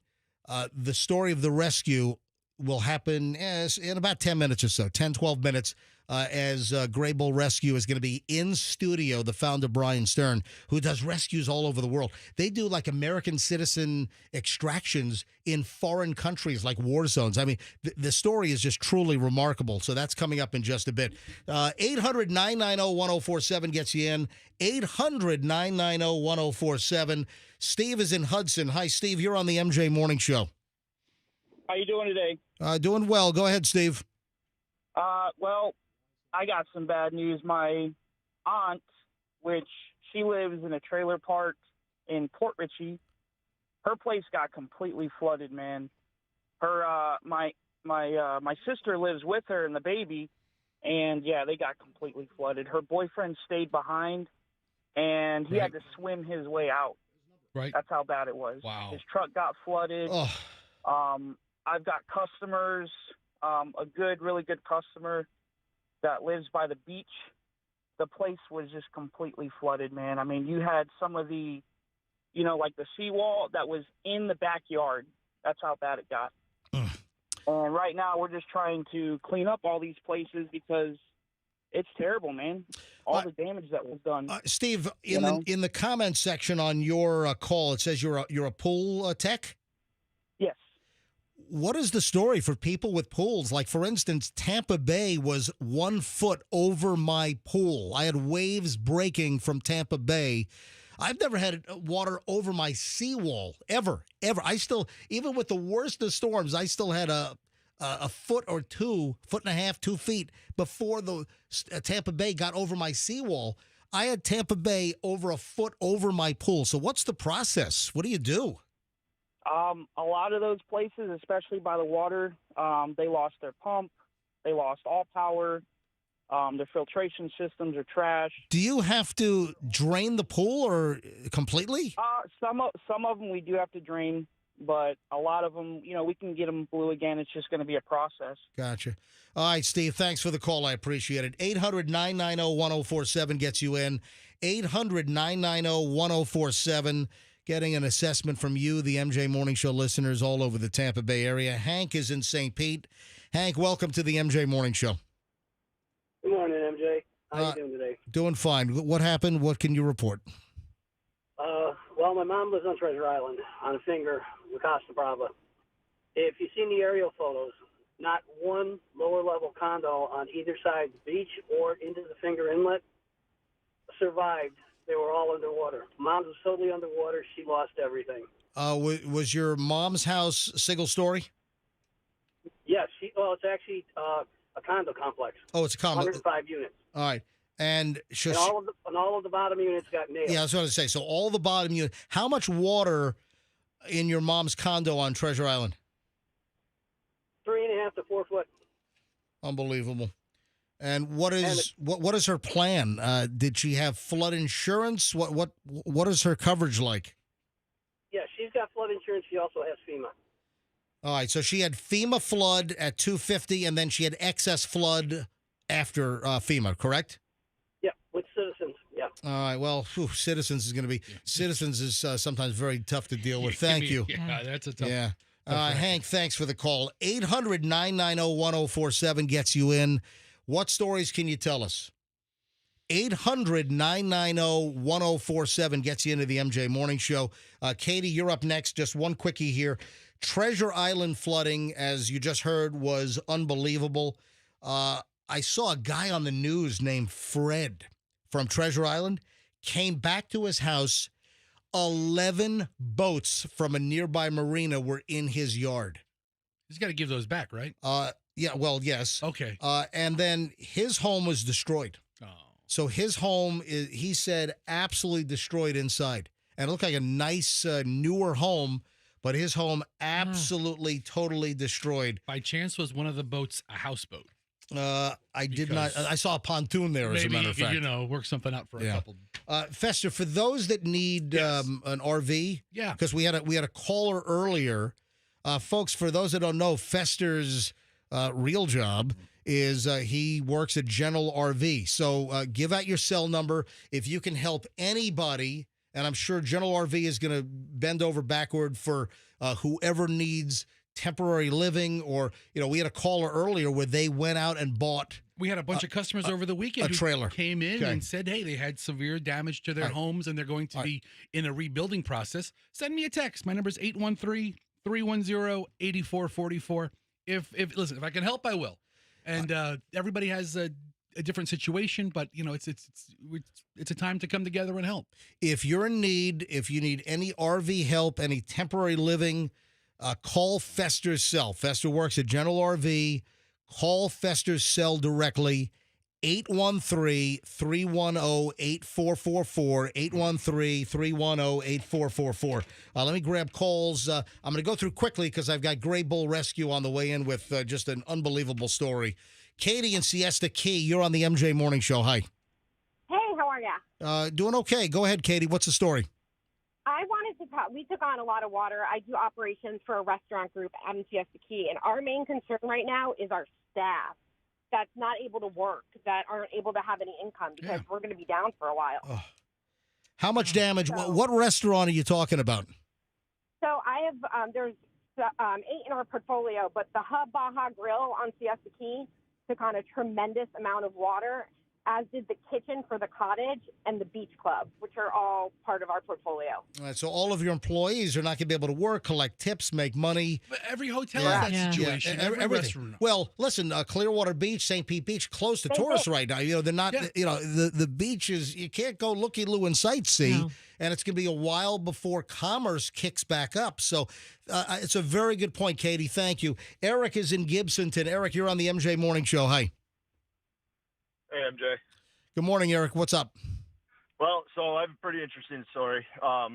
We prepared our house 100%, sealed up the doors, sandbagged, and we actually had sump pumps ready. I kept up with it. I was pumping water out, and about halfway through the night, our house literally floated. It picked up out of the ground. It was out of level by about 12 inches, and it ended up about 6 inches towards the river and 6 inches towards the neighbor's house. Wow. About a foot higher than it was before the storm. Just absolutely crazy. All right, man. Pull through it, man. We're going to get through this. It's going to be tough for a lot of people, but we will get through this and rebuild and get back to where we were. Joe is in Lakeland. Joe, you're on the MJ Morning Show. Hello. Hi. My son lives in Gibsonton, and he and his in-laws live right next door. He just kind of kept monitoring, but he ended up getting probably, I'm 5'3", and the water on the outline on the outside of the house was taller than me. Unbelievable. I have to say, as a parent, you wonder what your kids react like in a disaster situation. But he ended up, he kept watching the water line come in, and of course, then it finally did come in really quickly. But he went around and made sure all of his neighbors got out. And across the street, they had a severely handicapped child. He went over and got them out. By the time he got back, of course, his car was up to the top of the windows. So, they lost everything inside the house. This is being replayed over and over again, and just trying to get an assessment of what's going on. Our thoughts are with you, Joe, and your son. Okay. Thank you. I appreciate it. All right, Kimberly in Newport Richey. We got the Gray Bull Rescue Foundation story in my neighborhood. Brian, 1 block over from where my house is. I mean, and I walked through that water to get to the studio. I'll tell you the whole story in just a second. But what you guys did is remarkable. This is the Tesla house fire in South Tampa. So we'll get Brian on here in just a moment. Let me grab Kimberly in Newport Richey. Kimberly, you're on the MJ Morning Show. Thanks for holding. No problem. Yeah, I live right behind Southgate Shopping Center. My sister and I are both on disability. We had to walk through chest high deep to get out. My landlord is not going to properly fix our apartment. We're homeless. We're with my parents right now. I would raise faith. Kimberly, how long have you been there? About a year. I've lived here in the Tampa Bay area for my whole life. I'm so sorry. Do you have support, Kimberly, or do you have friends, or are people helping you out? I'm with my parents right now, but they're elderly and they're set in their ways. But we're trying to find a place to live. My landlord don't want to give us our security deposit back. Nothing. What did you said he doesn't want to properly fix it? He's not. No, he wants. There's tile in the house. There was bubbles coming up from underneath the floor. He don't want to rip anything out. He wants us to pay another month's rent. What the and hell? All this. And I told him that the wiring has to be inspected, all the drywall has to be pulled out, and he's like, he's gonna just put a Band-Aid on it. No, you can't. Listen, you have rights, and go contact authorities. With your county, and Kimberly, let us know if you have any trouble. Just drop me an email, mj@mjmorningshow.com, mj@mjmorningshow.com. mj@mjmorningshow.com. Kimberly, best of luck. I'm so sorry for you, okay? Thank you. All right. Let me grab Luigi in Tampa. I think I know who this is, and then we'll get the Gray Bull rescue story, which is remarkable. Luigi, hi. Welcome to the MJ Morning Show. Hey, guys. Hi, Todd. Luigi is the owner-chef of Trattoria Pasquale on Southwest Shore. Luigi sent me images of the restaurant. How much water was inside, Luigi, on West Shore and El Prado area? It was about 2 feet. Oh, man. Throughout the whole downstairs. I realized yesterday that my cameras on my restaurant, they all worked, even if the power went off for a little bit. And I have video of the water, the speed that it came in and out. Oh, wow. And all on the outside. I got lucky because the kitchen inside is a little bit higher, and all the equipment is on those pegs, and there's everything stainless steel, so I didn't lose any of that equipment. Have you cleaned out? When do you expect that you can open back up? Oh, the next morning we were all there with my staff. I called them in. We cleaned, when I realized about the kitchen, I just said, guys, let's move everything and sanitize and clear the kitchen. All the equipment is worked, and so on a Saturday we were able to open. Now I'm not open downstairs. I just flipped the tables. The restaurant table that I have downstairs, I move them upstairs. Gotcha. And the bar and the couches, I move them downstairs. So I am operational. Yeah, we want to see, Luigi, we want to see local business get up and running. You've got wait staff. They need to be able to make money. I mean, it's really a cycle of, how things operate. And, you have a storm like this, it just affects so many things downstream. Luigi, thank you for checking in, buddy. You're welcome. All right. Let's move on to this amazing Gray Bull Rescue Foundation story. I want to welcome to the MJ Morning Show, 104.7 FM, Q105 Studios, Brian Stern. Brian, the founder of Gray Bull Rescue. Brian, you comfortable? Can you hear okay on the headphones and everything? Yeah, I hear fine. I'm good. Can you guys hear me okay?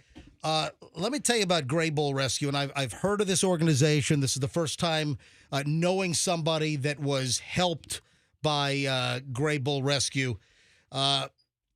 Brian Stern, Gray Bull Rescue Foundation was founded by Brian, a multiple tour combat veteran of the United States Army and Navy, courageous 9/11 first responder, Purple Heart recipient, over 25 years of military experience focused on special operations, specializing in hostage rescue, counterterrorism, counterproliferation, critical technology protection, unconventional warfare. When Brian saw Afghans struggling and Americans trying to escape the Taliban after the U.S. withdrawal from Afghanistan in 2021, that didn't go very well, he decided to act, and together with a team of former special operations and intelligence veterans, he led swift rescue operations and missions amid the chaos. On their first mission, they saved 117 stranded Americans in one day. And that effort led to the creation of Gray Bull Rescue Foundation. And since then, Brian and his team have deployed on 618 plus missions. More than 7,000 American lives have been helped. Missions in Ukraine, Sudan, Haiti, Israel, Gaza, and now South freaking Tampa in Beach Park at 3 a.m. on Friday morning. I can't wait for that guy to show up. He sounds incredible. Brian Stern, Gray, but what? And you guys are based right at Rocky Point. Your offices are right here in town. Yeah, we're a Tampa-based nonprofit. We've been around for about 3 years and a couple of months. 3 years and 1 month, I think. And I'm here with my good friend Mike Papa, who's a former SEAL. He's part of our team. He was at the fire this week. But we're very simple. We're very simple. We're donor funded, right? So everything we do is based off donations. We don't get anything from the government. We would love to, if you're listening, government, but thus far we don't get anything. We work where the government is not, wherever and whenever that means. Where they pull out, you pull in.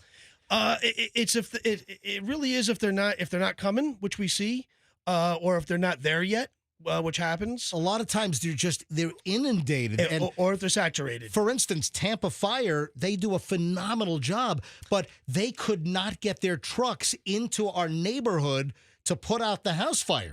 Exactly right. So we with the fire the other night, so the hurricane's happening, right? A lot of your really good nonprofits out there, other different groups and rescue teams and whatever. The normal, and including us, usually we wait until the storm passes. But the flooding was so bad, Mike was at my house and a couple of other guys are at my house. We're trying to figure out, well, should we get on the street or not? It's very dangerous. Yep. It's flooding. We don't know what's going on. Communications are poor, and we don't really know. So being on the street at night with the wind, with the water, usually you wait until the sun comes up so you can see where you're going and see the hazards and all that stuff. Let's talk about the chronology here. So the rescue happened about 3 a.m., and this was an electric vehicle fire. It happened to be I confirmed this because the owner of the house, Michael Murphy, who turns out you're friends with the family already. So I've been in communication the last couple of days with Michael Murphy. He lives right around the corner from me. This happened in Beach Park on Spanish Main. Yep. And this is relatively brand. This house is only a couple of years old. This is beautiful house. Beautiful house. It was a beautiful house. Yep. I saw this house get built. I walk about 30 miles a week with my weighted plates and everything in the neighborhood, and I walk by. I watched that house get built. I watched them move into that house, and there was a Tesla Model S Plaid edition in the garage, and this thing just ignited. You know, I mean, this is why you can't fly with people don't realize, but this is why you can't fly with lithium-ion batteries. You can bring them on the plane because you can put them out, but in the baggage compartment. Correct. Yeah. This is exactly why, because lithium, the laws of physics are finite. Lithium-ion plus salt water equals fire. Yep. So, that's bad. But what time did the fire? Now we're going to call Silvana. I spoke to Mike. Silvana is Mike's wife. Mike was out of town on business on the West Coast when this happened, and wife and family had to evacuate. So Mike is one of our Mike and Murphy Auto Group are one of our donors. Yep. They just got done sponsoring us for a Military Appreciation Month thing. Yep. And and we also just got back from Lebanon, and we're on our way back to Lebanon. When are you leaving for Lebanon? 5 hours. Oh, Sorry. Thanks for fitting us in. That's amazing. Okay, Wow. so we're very busy. Yes. We're very busy. There's a lot of things going on in the world. So Mike calls, and he says, "Hey, bro, my house is on fire. Is there anything you can do?" And by weird luck, our plan was to go out and kind of do some reconnaissance and figure out where we're going to set up shop for the next day, because this is in the middle of the storm. And we're like, we have this inflatable boat that fits in the back of our truck. And it was, should we or should we not bring the boat? And some people, and I don't want to say any names, were like, I don't know. And then some people were like, well, let's bring it. And I was like, well, we got the room, so why the hell not? Right. And that really is what saved the day. All right, so what time did the fire break out? No idea. Okay, and you got there about 3 a.m.-ish, right? I don't even know. We weren't even keeping track. I heard it was about 3. Yeah. All right, so where were you able to drive to in South Tampa? Where did you park in order to get the boat into the water to get down the street? Yeah, about half a mile away. About a half mile away? Yeah, we can. If you want to come on around over. this- Grab, come on over. Around this microphone. grab the other mic. We have another microphone that we can bring you on. And again, Mike on the mic. Yeah. So wait a minute. We've got I got Brian Stern, and you are Mike. Hold on a second. I got to fix this over Hold here. on a second. Hold on a minute. He's the good-looking one of the team. There we go. There All right, he is. your mic should be working now. Yeah, hold that mic up. Our studios need rescuing. But we called you guys for a reason. We are getting new studios. We have brand new studios coming soon. So, Mike, you're a Navy SEAL? Former Navy SEAL. And which SEAL team were you with? I was out in the West Coast with Team 7. Gotcha. So I'm a Virginia Beach guy. So Okay. Dev grew, and I know Yeah. bunch of SEALs. Obviously. I was East Coast. Yeah. So I'm East Coast. I'm Virginia Beach. All right. So that's where I met my wife. That's where I grew up. So I was just there a couple of weekends ago. All right. So you were part of this rescue. Yes. Where did you actually park, like landmark wise? So about a half a mile away. We parked right off of Kennedy and Sherrill. Kennedy and Sherrill, right by the on ramp onto Kennedy from the highway. So gotcha. Okay. So right over there, and then we banged the left, and there were a whole bunch of cops and stuff there. Yeah. But Mike had called. And FHP, they were there because they closed off the bridge and everything. So Yeah. Mike had called. Right. We were patrolling on the West Shore side. We figured it was all flooded out. We figured it was all messy. So we were patrolling, trying to find people who needed help, kind of a patrol to contact kind of a thing. And then Mike called and says, my house is on fire. Is there anything you can do? And I says, well, where's your house? And we look it up real quick. And I'm like, your house is underwater. He says, no, it's on fire. And I go, oh, like, I don't know kind of what to say.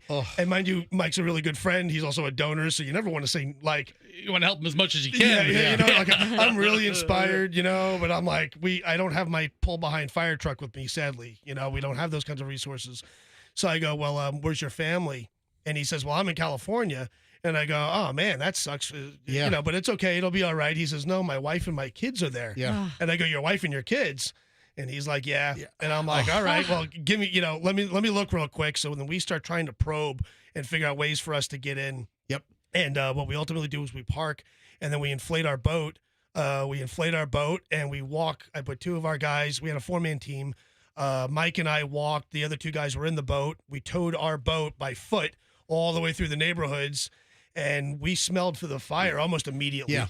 Almost. It was a raging inferno. It wasn't just a little house fire. It was raging We weren't inferno. fully tracking going into it what we were getting into. Right. We knew there was something happening, but there wasn't really a sense of urgency. Brian and I are trying to figure out, are the family okay? Are they even going to come with us? Right. Are we doing a wellness check? What's really going on?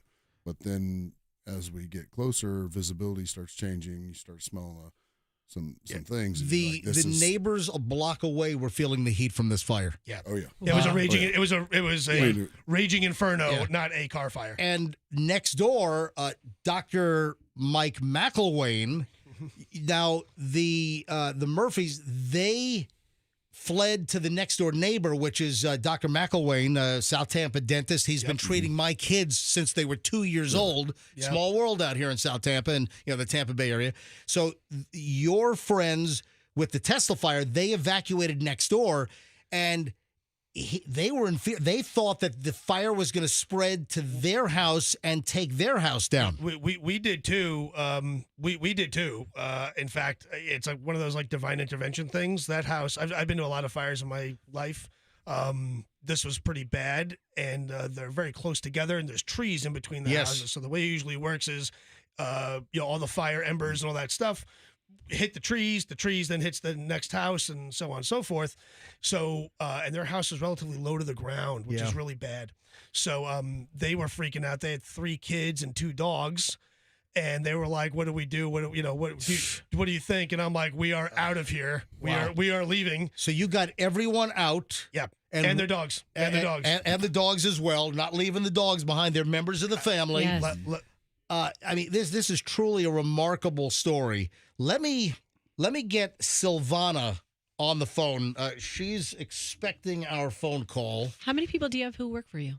So I have a pretty large team with everybody. We're about 80-something people. But we have a small. Our ops team is small, and we're kind of spread out all over the place. So I have case managers. I got a CFO. I got a PR lady. Right. Like that.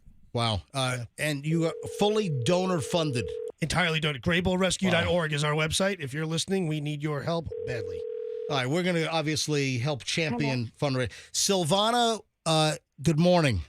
Good morning. How are you? Doing well. Silvana, MJ with Fester and Roxanne.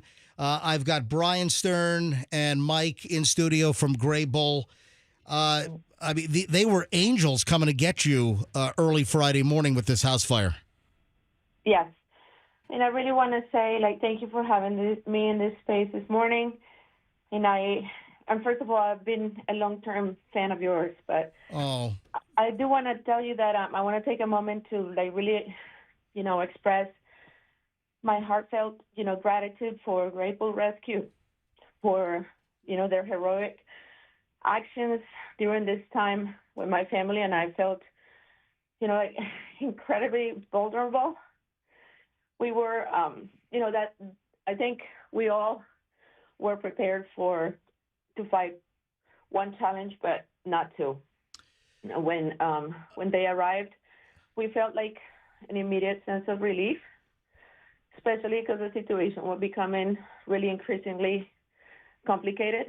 Yes. We had called 911 multiple times, and they had declined to assist because they said they could not reach where we were. They could not get, the fire trucks could not get into the neighborhood. Tampa Fire and Rescue lost vehicles.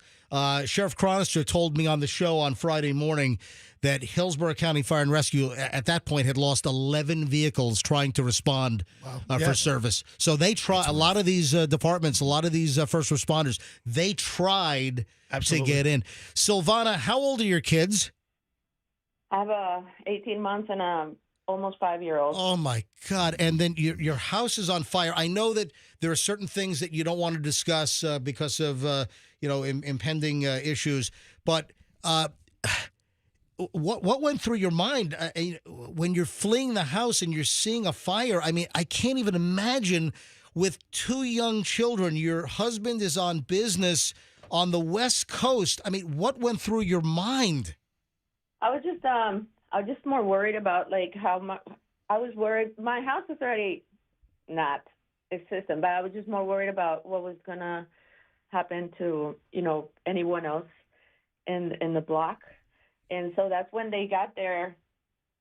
As we were leaving, they were pulling us out, and by the way, one person was pulling 5 people. I was like, oh my God. Wow. Do me a favor, Brian, can you describe the rescue? So when you get there, Silvana and her 18-month-old and 5-year-old, They're on the McElwain's porch right next Correct. door. The heat must have been intense. The heat's a problem. The real big problem, the thing that I was worried about is I knew the kids were young, and with a fire, usually people die from chemicals and smoke inhalation and all that. And it's number one, it's a Tesla fire. We know that. Yep. It's a big giant house with all kinds of stuff in it, Sure. right? Mhm. So, breathing all that stuff in. Yeah. The little baby, the little one, of course. I'm worried about really toxic exposure for the kids. Where we can put our hand over our mouth and be okay, but the babies are really what I'm a sucker for kids. We rescued of our 7,000 people, like 2/3 of them are under the age of 12.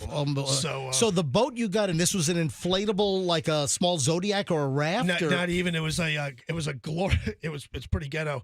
It's a glorified kayak. Oh, wow. But it's really lightweight. It folds up into nothing. So And it's how many very people portable. were able to get in this? So the McElwains are 4, right? So what we did is the McElwains actually had one of their kayaks. Oh, okay. And a big floaty thing in their pool. Ah. We put the dogs on the big floaty thing.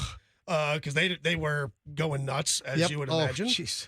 We put the grandparents with the kids. In the kayak. put the grandparents with the kids and the mommy and the kids. Yep. We put all the Murphys in one. Yep. And towed them out, and then we put the Dennis family in their kayak, right, and then the dogs on the donut, and then the rest of us. Oh. We towed them the whole way. And I'll tell you, between the smoke and the toxic chemicals, and also at that time the current. It's very hard to walk. We're in chest deep water at some point. So I walked through the same stuff about 2 hours later, and it had started to recede a little bit, but I was waist high. I was high thigh, hip high in the water because I had to walk to Kennedy to get to the studio. And TPD helped me get across the bridge because the bridge was closed. Sure. And Chief Burkall luckily was able to get a major to get me across the bridge to get on the air to broadcast important information. And I was hip high, and I can imagine that a couple hours earlier it was even worse. Yeah. Very much. Part of our thing at Grable is once we, we have a like a union rule, right, if you will, right? We don't come home till they come home. Oh, wow. So we have 100% success rate. Anyone that we've said we're going to rescue, we've gotten. So when Mike had called, we were trying to figure out ways to get into the neighborhood, and it was very difficult because of where the water was, and our truck isn't high enough, and we didn't want to get stuck like the Tampa Fire Department. So, but once we commit to we're going to get you out, we're coming. And if we got to walk 20 miles, I guess we're going to have to walk 20 miles. I guess that's the way it's going to be. Your organization is amazing. And I'm going to tell you right now that as the MJ Morning Show, we've been in this town now for 30 years. We've been here a long time. And I'm going to get with you, and I want to help get behind your operation as well, because this is one hell of an operation that you've run. Let me get Dr. McElwain. Silvana, you're still with us, right? Oh, yeah. All right, Silvana, hold on a second. Let me try to conference in Dr. McElwain from next door. I love one of your mottos, don't be a spectator, because in today's day and age, everybody pulls out their cell phone like, do something. Yeah. And that's it. Just don't be a spectator means donate, do something, like a thing on Facebook. Doesn't cost any money even. I mean, just do something. Do something. So Dr. McElwain is the dentist right next door to the right of the burned out house. Incidentally, folks, the video of the house is on my Instagram. I did a walk around. So I shot video. I did a walk around, and you can see the house. You can see where Silvana... It's Mike. Please leave a message. He might be with patients. So I did a walk-around video. It is on my Instagram, Certified MJ Radio. That's Certified MJ Radio. And you can see this home. It is gutted. It's an all-block house, 2-story, and the roof is gone. There's nothing left. The whole second floor, all of the wood joists, everything, there's nothing. Yeah. It's a shell. Yeah. Everything inside, the only thing standing are the 4 exterior block walls. The entire home incinerated, like Hiroshima or something inside. That's I've seen some stuff online where it's car fire. We actually put out another car fire with a Tesla right after this one. This was not a car fire. Hold on. Yeah. Say that again. There was another. So there was 2 blocks over. We just dropped. Because we had 2 vehicles. Right. We just dropped the families. and said places for night, hotels, friends' houses. Yep. And we came back because we knew we had to get back to where the fires were. We thought more people would be stuck and that other houses were going to be lit. But where we pulled up, we look and 100 yards in front of us, another car is on fire. Do you know what kind of car that was? Tesla. It was another Tesla. Yeah. So we had another, again, all these EVs are susceptible to this, but why are we just hearing about Teslas? Are there other EVs that caught on fire, or are they only Teslas? We only saw Teslas, but I bet that they're all kind of the same. But Yeah, I'm not an EV guy. All right, Dr. McElwain just called in, so we have him. Dr. McElwain, can you hear me? Yes. All right, so I've got Mike and I've got Brian from Gray Bull. I've got Silvana conferenced in as well. Mike, I just heard the story about how they grabbed a floaty, they grabbed your kayak and led you all out of the neighborhood. So you're all huddled on your porch after Silvana and her small children fled the burning home, got to your porch next door. The heat must have been incredible. Yeah, every time we looked over the house because the wind was blowing right at us, so we thought the ashes and the ambers were going to get us in the face because it was just wind and the heat was blowing and the smoke was right into us. Was there any damage? Now, the home to the left is a brand new home, and I talked to the owner. He's a contractor. The owner to the house to the left, he's got some heat damage on his soffits, and he's got some concerns. Dr. McElwain, was there any damage to your home, any exterior damage from the heat? I'm sorry, you went out. Was there any exterior damage to your home from the heat?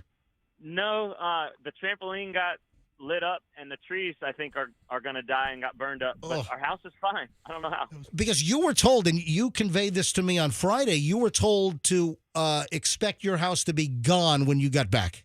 Yeah, I think, Brian, you're the one who told me that, right? Yeah, we thought any time that was going to go. And I was in contact with Tampa Fire and letting them know, Tampa Fire, they have a tough job in these situations, right? So I didn't want them to be trying to fight to get to Mike's house to put it out, knowing that everyone is out, right? If they're going to risk their lives, right? So we were talking to them, and Tampa Fire had relayed to us that they have a second report of another structure fire, and on the same at the same place. So I asked how bad was it, and the dispatch was like, "Oh yeah, it's very we get a lot of calls." It sounds like they were confused that it was still the same call. Yeah. So when we were standing with Mike, I just got off the phone with Tampa Fire, and I was like, "Be ready for bad news," because it sounds. Oh wow! And then but it was okay. Yeah, it was okay. It was Dr. McElwain, Mike, when you got back to your house and you saw your house was still standing, what did that feel like? Oh, I mean, just for the kids, we were just felt like the luckiest people in the world, especially with so many people losing everything. And Silvana is still with us. Silvana and her husband, Michael, their house was completely destroyed. Silvana, I can't even imagine what you're going through. You fled with the clothes on your back and your kids. What went through your head, as you're leaving? I mean, I can't even imagine what you've gone through. I just, that moment, you're thinking of everything. I just want to thank you. I just want to thank my neighbors because they brought us in, obviously in that dire situation. I also want to thank Dave and Mike, my other neighbors that, they risked their lives to try to help us and went in there and, try to put the fire out, which, I was there trying to do as much as I could, but it got out of hand quickly. So there was really, nothing that at that point we could have done. But I was just, once I saw the magnitude, I was just worried about other people losing their stuff. And, you don't want that. Most things in the home can be replaced. You can't replace lives. And Silvana, your 5-year-old, your 18-month-old, getting out. And my parents are there too. Right. So and obviously we didn't have any neighbors because Mike at the time was living there. Across the street, there is no one. Diagonal to us to the right, they're flooded. Yep. The other house in front of the doctor's house, I wasn't sure if there was anybody there because I don't think anybody has moved in. So we really only have our neighbors to the left to assist us. And if something would have happened to that house and our friends, the rescuers, had not gotten there, we would have had nowhere to go. And, when Mike got there, said that on the way there, the water had gotten up to his chest. He's a tall guy. My family were all, we're short. So I don't think we could have gotten out, and it really could have gotten worse. Silvana, so Gray Bull Rescue Foundation, they were your angels, clearly your saviors here. I want to tell you that, little did I know that my husband's personal and professional connections with this organization, that primarily focuses on rescuing people internationally, will play such a huge role in our rescue that day in Tampa. You don't think that's going to happen. Mike just told, or Brian rather, just told us. Brian told us they're headed to Lebanon in 5 hours to help extract Americans.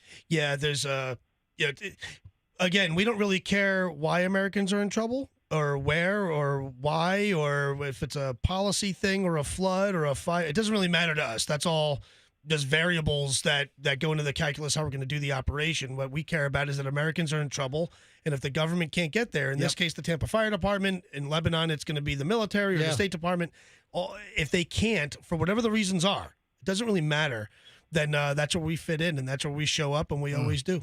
Quickly, Silvana, what are your plans? Obviously you have temporary shelter. Do you guys have a plan on where you're going to move now that your house is destroyed? Yeah, well, right now we're with my parents. Okay. And we do have a plan for the next at least week, because Mike, obviously my husband, has surgery tomorrow. So now everything piles up on top. Oh, boy. But we do have a plan. We're going to be okay, thank God. I have plenty of family, and my husband's family and friends have been amazing. The next day, my kids are more close than they did before. Right. Also, I don't want to give out too much information, but I know Nick, and I think there's something in the works there. So, Silvana, anything that I can do, you have my cell number. Your husband, Mike, has my cell number. Please reach out to us, and we're going to do everything possible to help raise money for Gray Bull Rescue Foundation. I think that's the main thing right now after all this. Thank God. I don't know how people that, don't have a way to get up immediately do something like this, because it's devastating both, mentally and physically. But I did want to talk to you guys today, because not only to express my gratitude, but also to encourage other people that potentially have the ability to support this foundation to do so. You think it won't happen to you until it does. And because most of the efforts go international, not a lot of people know about it, but the more we push to show what they've done internationally and here, hopefully we can get more resources to them to be able to help even more. So I'm forever going to be grateful for you to be able to exponentially put this information out, for them to earn their efforts, because they did not hesitate. They weren't even scared. They were just amazing. Another day at work, and not everybody would have. I don't think anybody would have done that, and I'm grateful for you guys. Thank you so much, Silvana. Thank you, Dr. McElwain. Any final thoughts here? Again, same thing. So grateful for Gray Bull Rescue, and then just encourage everyone to give time, money, supplies, whatever they can to everyone around Tampa, because a lot of people lost everything. We're very, very, very, very lucky. We were scared, but we were very lucky. And Metropolitan Ministries and all that stuff is a great way to help, because there's going to be a lot of people that need it over the next few months. Yeah, we're going to gather all the information. We're going to disseminate everything we can. We're going to get involved and help however we can here at the MJ Morning Show with, getting donations and, our large broadcast footprint to try to just get as much of the word out as possible. Silvana, I'll be in touch with you and your husband, Mike, and Dr. McElwain, I'll be in touch. And thank you guys for joining us this morning. All right. Thank you guys. Everything. Thanks, Doc. All right. Thank you for reaching out. All right. Wow. Silvana sounded extraordinarily calm on the heels of such a harrowing experience, especially with her 2 young children, probably scared for their lives.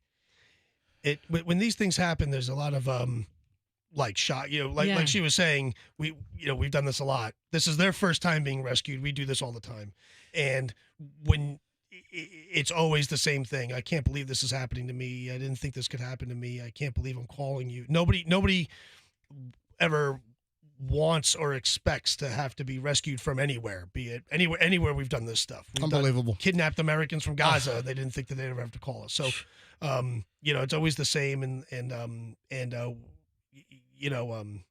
especially when there's kids, especially when there's kids, but even Dr. McElwain, right? I mean, our motto is don't be a spectator. He could have said, I've got my own problems. I got my own kids. I got my own wife. I've got my own dogs. I got my own thing. You jerks next door, your house is on fire. You know what? Call the fire department. He didn't do that. He was a good, he didn't do that. Yep. He says, he chose, it was a deliberate choice to say, we're in this together. We're going to help you. We're family, we're friends, we're neighbors, we're communities, we're Americans, we're whatever. Then you guys then rolled in to help them all. My wife just texted me. She wanted to know a little bit more about going back into the neighborhood. Yeah, well, so as we left, we had 2 whole families with kids and evacuated, and we carried them out. But we knew that the fire was still raging, and we also knew that the fire department wasn't coming. So we were afraid that other houses would be lit and that other people were there. We saw other people that were there. So you got your primary targets out. Yep. And then you go back to see if any other people needed help. Yep. And that's when we found the second Tesla fire. So put that out and said, Brian, we immediately still have to go back.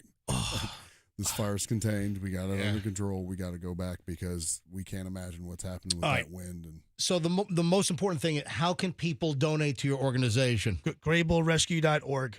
GrayBullRescue.org. If you need help, that's where you go to ask for help. If you want to give help to us, to the team, that's where you go to give help. We're on LinkedIn and Instagram and Facebook and all the other things I don't know how to use. If you can't afford to help us, I got that. Times are tough. Lots of people lost things. Follow us and share. It is when you call 911, they don't connect you to us. So by using media and social media, that's how people know to find us in the first place. Only that Mike and I had a pre-existing relationship. Only because of that. He would have been calling 911 100 times, pulling his hair out. Wow. I mean, the fact that lined up and you guys knew each other, I mean, that's, to me, they had very bad luck, obviously, with this Tesla fire and the home destroyed, but certain stars did align to that you were in town as well. You weren't out in, some really bad part of the world rescuing somebody, that you were here and you were able to run it. Gray, by the way, is Grey. Gray, Grey, GrayBullRescue.org. What's the quickly here? What is the history of the name Gray Bull Rescue? Yeah. So Gray, people used to ask me, where do you work? And we came with this thing called the Gray Space.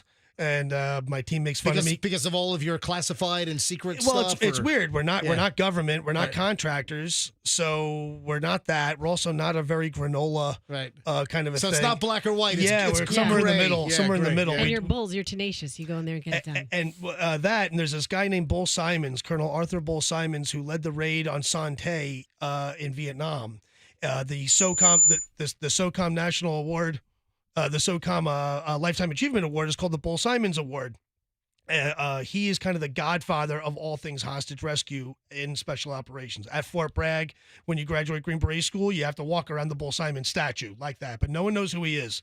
So I get compared to him a lot. He was a Mets fan. I'm a Mets fan. He's from New York. I'm from New York. Right. And of our 618 operations, I've led 592 of them. He was the same way. He led his men and was on the streets. And support-wise, as far as government officials or military, how high up do you have support and friends? Unofficially, we have a lot of friends. Officially, we get nothing. Okay, gotcha. Yeah. We don't even get not even a thank you note. But I've seen you on cable. You've been interviewed on cable TV, on cable news. Yep. I've seen you, quite a bit. And here you are now in my studio, and you guys are right. Your office is based right at Rocky Point. Yeah. I mean, this is what happens.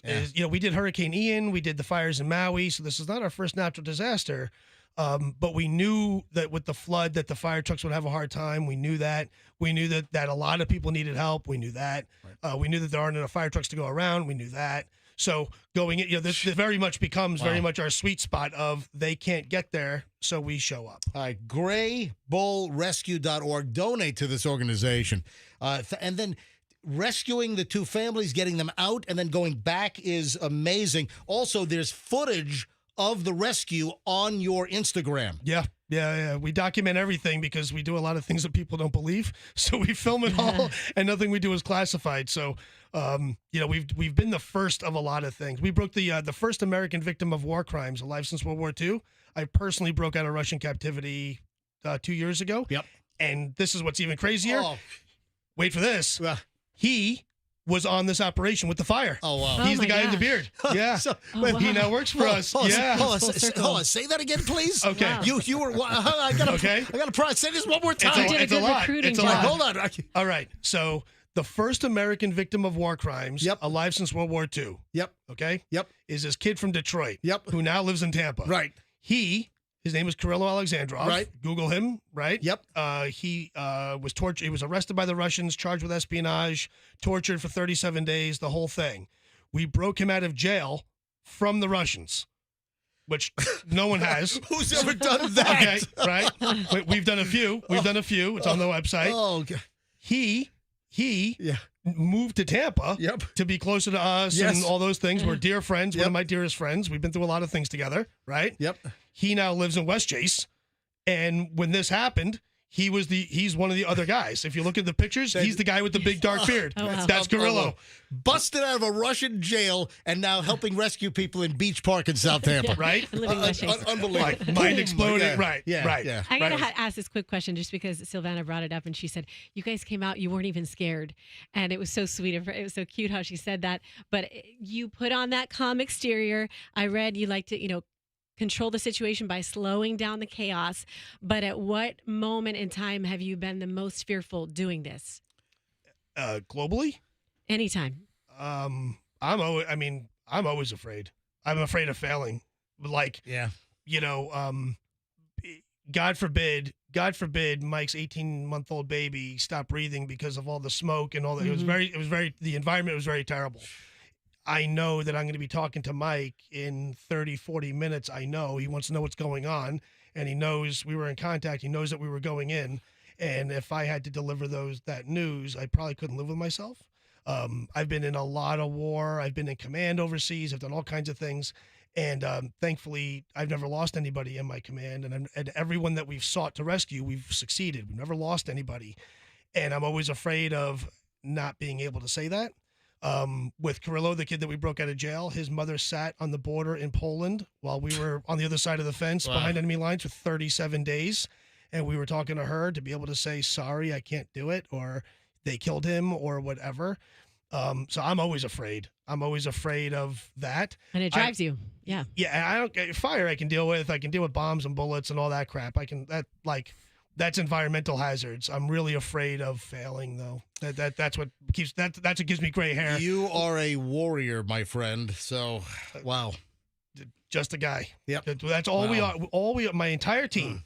My entire team. We have Muslims, Christians, and Jews. We've got men and women. We've got fat and skinny. We've got hairy and bald. We've got veteran, non-veteran. We've got special operations, non-special operations. We're a real mixed bag. Now, listen, we're just Americans doing what Americans do. Count the MJ Morning Show in to help you in whatever way we can in the future, because I'm blown away. I'm amazed at your entire story here. Folks, graybullrescue.org, graybullrescue.org, Tampa-based, but a worldwide operation. Thank you, guys. Thanks for having us. Thanks for helping my neighbors right down the street from me. Hopefully you never have to call us. Yeah. Thanks for your service. I'll be calling you for other things to try to help you guys out. Thank you. Mike, Brian Stern. Mike, what's your last name? Papa. Poppa. Mike Papa. Thank you, guys. And thanks for your service to this thanks for country and having Navy SEAL and your special ops and everything. Thank you, guys. Thank you. Thank you, All right. guys. Have a nice trip to Lebanon in 5 hours. Not that bad. It's our third one. It'll be okay. All right. Beautiful this time of year. All right. Thank you, guys. Thanks. All right. And when are you back? Because I'll be in touch. We'll see. Okay. You have my cell number now. Call him. You call him. So save my number and will do. Let me know when you're back. Will do. Awesome. Pleasure to meet you, Mike. Thank you, buddy. Wow. All right. 800-990-1047 gets you in. 800-990-1047. Again, taking stories from all around the Tampa Bay area. Tell us about your location. Mike in Treasure Island's a boat captain. Mike, hold on. You're coming up first here. So Mike has been holding for a long, long time. Hang on. I got to shake your hand. Hey, come on in here real quick. Thank you, buddy. Hey, thank you, Mike. Thank you. Great to meet you guys. All right. I will be in touch. And good luck in Lebanon in 5 hours, okay? All right. Do you fly business class at least? Or no? You'll see Coach every time. All right. Thank you. We're donor funded. We can't afford it. Thank you, man. All right. Wow. All right. 800-990-1047 gets you into the MJ Morning Show right now. Again, stories, your observations. What happened to you? What have you seen? What can you tell us about your neck of the woods where you are in the Tampa Bay area, and what occurred where you are with this storm surge with Hurricane Helene? Helene on wheels. Oh, incidentally, the Tesla house fire in my neighborhood, I've got the video of the home, the remnants of the home. I did a walk around over the weekend. So the video, if you want to see what this family was rescued from, you're not going to believe what this place looks like. You're not going to believe the Tesla, there's like a wire left in the garage. I mean, the Tesla is gone. The house is gone. It's on my Instagram at Certified MJ Radio. That's Certified MJ Radio. And I've got a bunch of videos up there, and I'm going to grab calls. Mike, you're going to be up first. So just some of the videos that I shot that are on my Instagram, the house fire caused by the Tesla. I have, Chloe standing in our driveway, mid-thigh, and the water was still coming up. It had not peaked yet. So Chloe and I were outside. I was trying to do I was trying to save a couple of pieces of, our home equipment, to no avail because the water was so high. But there's a video of Chloe, my neighbor's cars. That's the most amazing video, was watching the cars go like ping pong balls back and forth.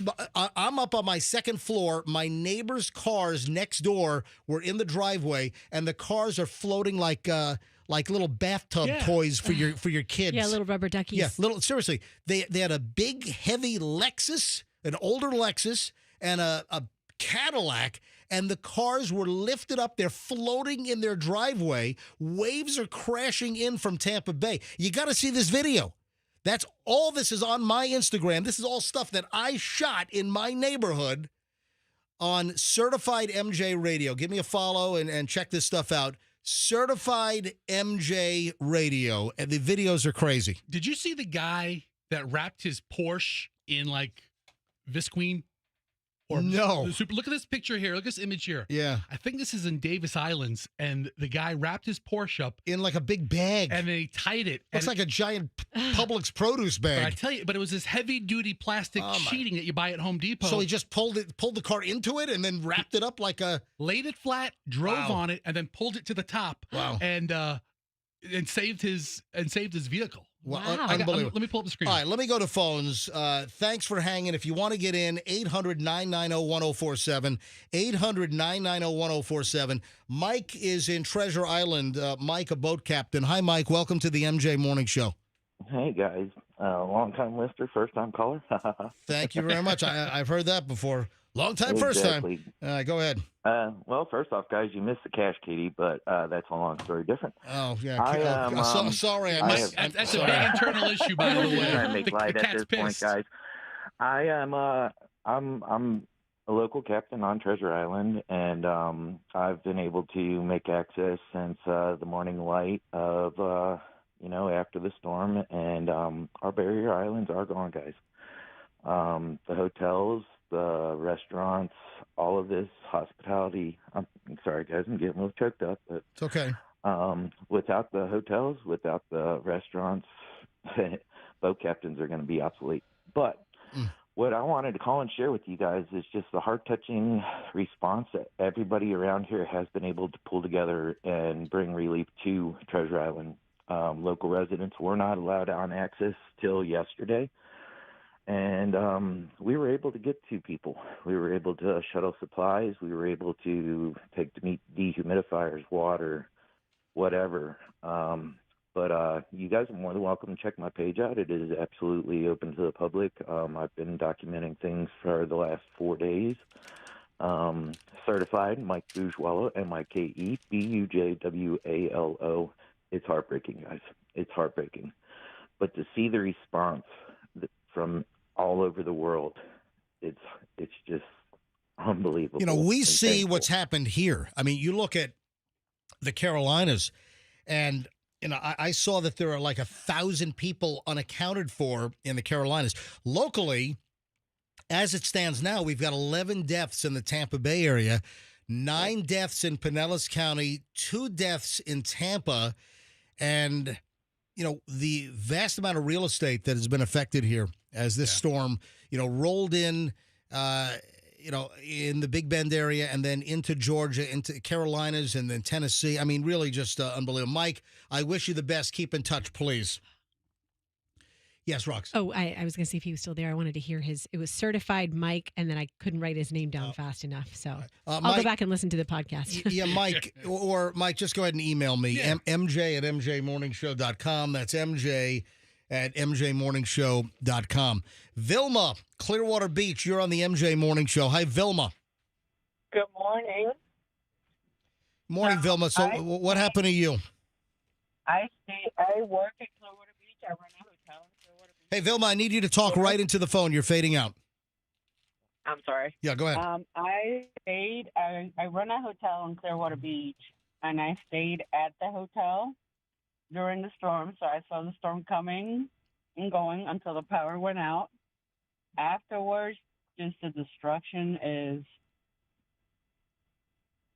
eye-opening. It's just crazy. You look all around, and again, my travels have been somewhat limited because we've been so tied to the neighborhood and cleanup in the last, and helping neighbors, and everyone's kind of pitching in. But I got a text here. Let me just share something with you. Sue Trikas, who was my producer for many, many years. Sue, who was my my Schnitzo producer for many, many years, and worked with her over at off of Gandy. Sue just sent me a text that she drove up Bay to Bay to get to West Shore, and there's nothing but piles of furniture, everything out. And again, in my neighborhood, I'm just seeing people cutting out drywall and couches and chairs and appliances. It's really unbelievable. Vilma, thank you for calling in. That opens up a line, 800-990-1047. If you have a story to tell, any observations, where is help needed, any issues that have cropped up afterward, your harrowing stories during the storm surge, what damage did you take on? If you have stories to tell for others, friends, relatives, or coworkers that call in, lines are open. Grabbing your calls, 800-990-1047. That's 800-990-1047. Let me go down to just a list of little bullet points that I've made here. Again, another example of why you need a battery-powered radio. With power out, cable TV out, you need a battery-powered radio. You buy one. You can go to Amazon, or you can get the emergency radios at the Home Depot and the Lowe's and the Ace Hardwares. Get a battery-powered radio, and of course, flashlights, and have your batteries available. But for a lot of people, radio has been the way to hear some of the local information. A lot of people with cell phones. Oh, I'll just use the internet. But if you lose power, power goes down. Right, you lose your cable. Yeah. You lose your streaming. You can't watch the Have TV. A stack of batteries and have a portable radio, folks. It's very, very important to stay connected here. The number of destroyed cars, again, I can't even imagine. It's got to be tens of thousands of cars that are going to ultimately be totaled because of the storm damage. I've got a question about our car. Now, my car is working fine. The water on our X5 was up to the door sill, actually just a little over the crease. The crack. That was salt water. Yeah, so it's salt water. So I've hosed the whole car down. So the water was just above, but nothing got in. The seals on our BMW X5 kept everything out. When I opened up the door, it wasn't even wet inside the jam. I mean, it did remarkably well. Now, when I pulled the car out of the garage, the car started up right away. There are 0 error messages. There's nothing. When I pulled the car out of the garage and started it up, some water did come out of the tailpipe. Michelle and Chloe saw the water come out of the tailpipe in the vehicle, but the car's been working fine. I had a neighbor tell me that insurance companies are totaling cars if they had even water in the tailpipe because there could be problems later on. I don't know. I'm going to get in touch with BMW and the dealership and find out what I should do, whether it needs an inspection. I'm going to call my insurance company and just lay the predicate and just say, listen, we had water in the exhaust. The cars were. So if anyone wants to call in on that. Anybody? The water. You're going to have the Limu Emu come to your house? No. Are you going to be in a new farmer's commercial? Radio DJ with water in his tailpipe. Well, we've seen that. They're going to fall for the water in the tailpipe trick. If you have any insight for me on the water in the exhaust, but not inside the car, and the car is driving just fine, not even a blink. What are your thoughts on that? I'd love to hear from you. 800-990-1047, 800-990-1047. Let me grab a couple of calls here. Then we'll take a quick break because we're in overtime now, and then we'll come right back with calls again for the remaining hour or so that we have. How long should we stay on today? I'll figure it out. All right. Let's grab, how about Gio in Tampa? Gio, hi, you're on the MJ Morning Show on Q105. Welcome. Hello, how you doing? Yes, Gio, go ahead. Matt Heller, believe it or not, I tell him, he's my neighbor. He lives directly in front of me. Okay. His house is directly across from Rick's on the Water. Oh, wow. So, Rick's on the River? Yeah, Rick's on the River. Yeah. So we're in Riverside Heights. So, it started storming. Thank God that my house is 9 feet above the street. Wow. It got 7 feet. We were close, but I looked outside and I see this guy he was in his little raft. And I told him, Matt, are you okay? He has the greatest attitude going through the worst. He just finished fixing that house up, just so you know. But it was nothing like I've ever seen in 33 years. Yeah, so they are Riverside. So this is a story that I saw, and he was in a kayak in his living room. Absolutely. All right, so let me share this. I say that again. Who's Matt Heller? Oh, Matt Heller. He's not a famous guy. Matt Heller's just a local Tampa dude. Yeah, I see. Right. I see. It lives across the street from Matt Heller. I'm like, who the hell? So hold on. Let me backfill the story here. Okay. I saw, believe it or not, I didn't see this locally. I saw this from NBC Miami. And the story says, I should have listened. Tampa man rides kayak in chest-high water in his living room. Tampa resident Matt Heller has gone viral on social media for astonishing home video that shows him kayaking in his flooded home as Hurricane Helene battered the area early Friday. And though he's glad to be safe, the storm caught him off guard and taught him the importance of heeding warnings. Heller said he grew up in South Florida, survived Hurricane Andrew in 1992, so he expected Hurricane Helene to pack a punch he was already familiar with. So there's pictures of him in his living room in a kayak to stay afloat because the water was so high. Gio, thanks for the call, buddy, and say hi to Matt for me, okay? I will. Take care. All right. Let me grab Jonas in Clearwater. Jonas, you're on the MJ Morning Show. Hi. Hello, guys. Good morning. Good morning. Go ahead, Jonas. I just had a food for thought kind of a question with the Tampa General water wall that survived. Oh, yeah. How, in your opinion, I'll hang up and see what you guys have to say about it, but all of that water that it redirected to other homes, how do you see that affecting anything? I think you know what? What are you talking about? Hold on. So the little bit of water that didn't get in the Tampa General Hospital flooded other people? Hey, Jonas, inconsequential. Don't even think that Tampa General's aqua fence, their little footprint, sent water somewhere else. Dude, that's like an eyedropper in the ocean. Inconsequential. Don't even give it another thought, okay? Oh, okay. Yeah. The only reason I was saying it is because in other countries they have water walls like that, and the redirection of the water caused floods and people. Yeah, when you're dealing like with like Amsterdam and some. When you're talking about a Dutch village that was built in the 1400s, right. The water gets redirected where you may not want it. That's a whole different. Trust me, the aqua fence at Tampa General Hospital did not flood Davis Islands. It was well beyond that. Thank you, man. Yeah, don't even give that a second thought. But I'll tell you what, that aqua fence at Tampa General.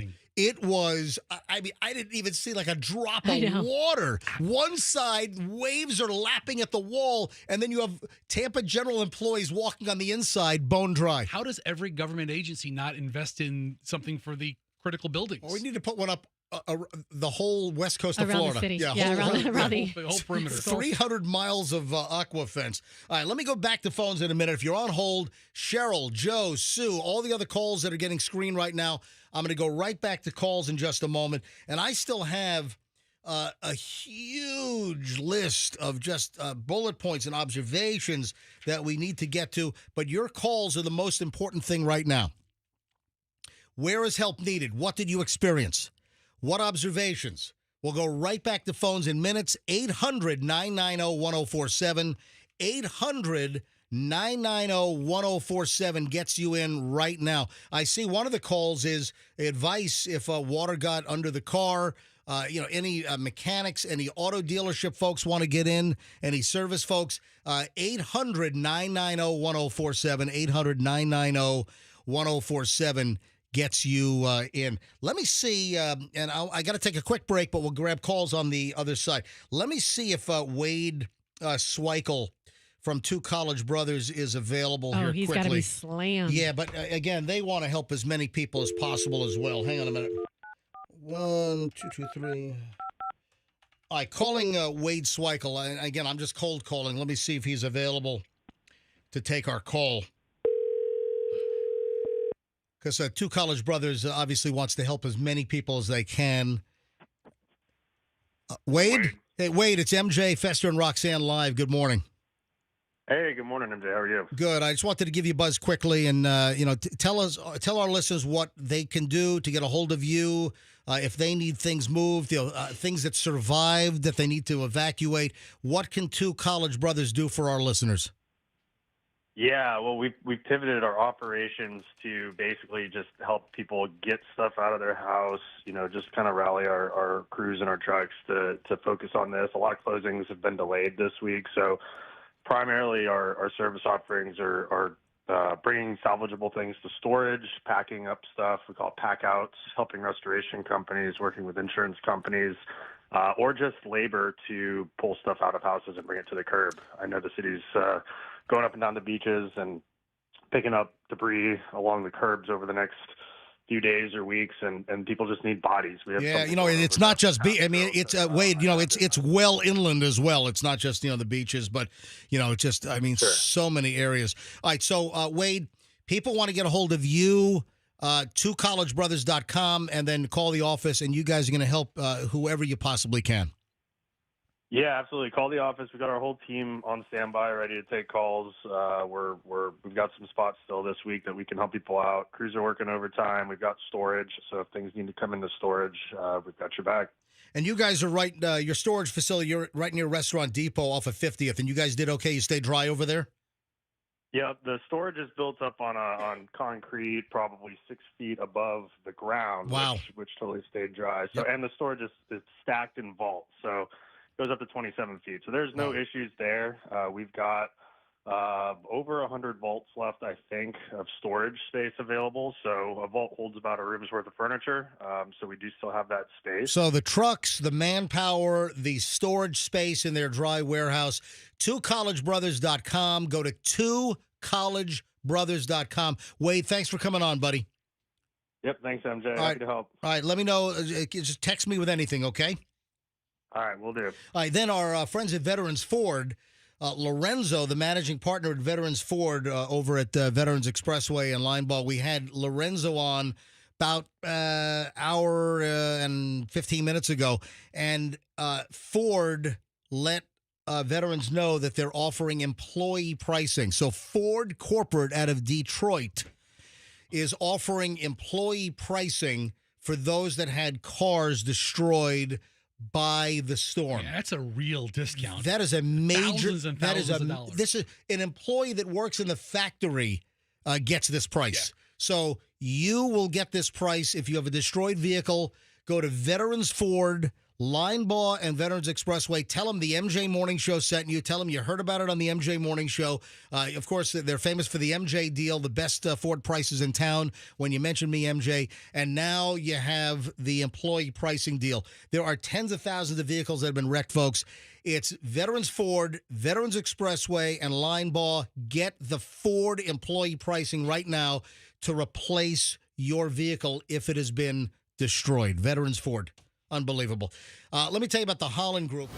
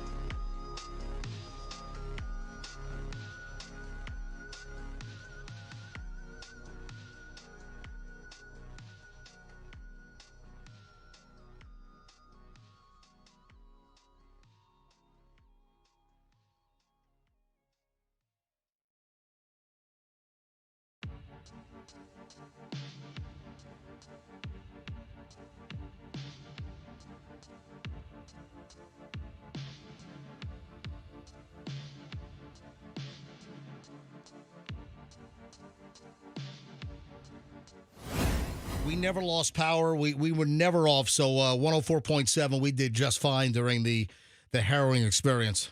Yeah, it's amazing. This was a storm that not just affected Right. Florida, it affected the East Coast, and I Yeah. was getting reports from our stations in Augusta and Yeah. North Carolina Oh, about the all the way up. all the way up about the damage they were getting. Hey, Jersey boy, welcome to Florida. Yeah. All right. Well, I'm a Met fan like your last guest. That was an incredible story. It really Oh, was. with Gray Bull. Yes. Oh, what? I mean, I'm listening to the story. Man, can that guy Brian and can they tell a story? Mike and Brian. Unbelievable. Wow. Anyway, let me go back to phones here. Ron, good to see you. All right, let's grab Cheryl in St. Pete. Cheryl, hi. You're on the MJ Morning Show.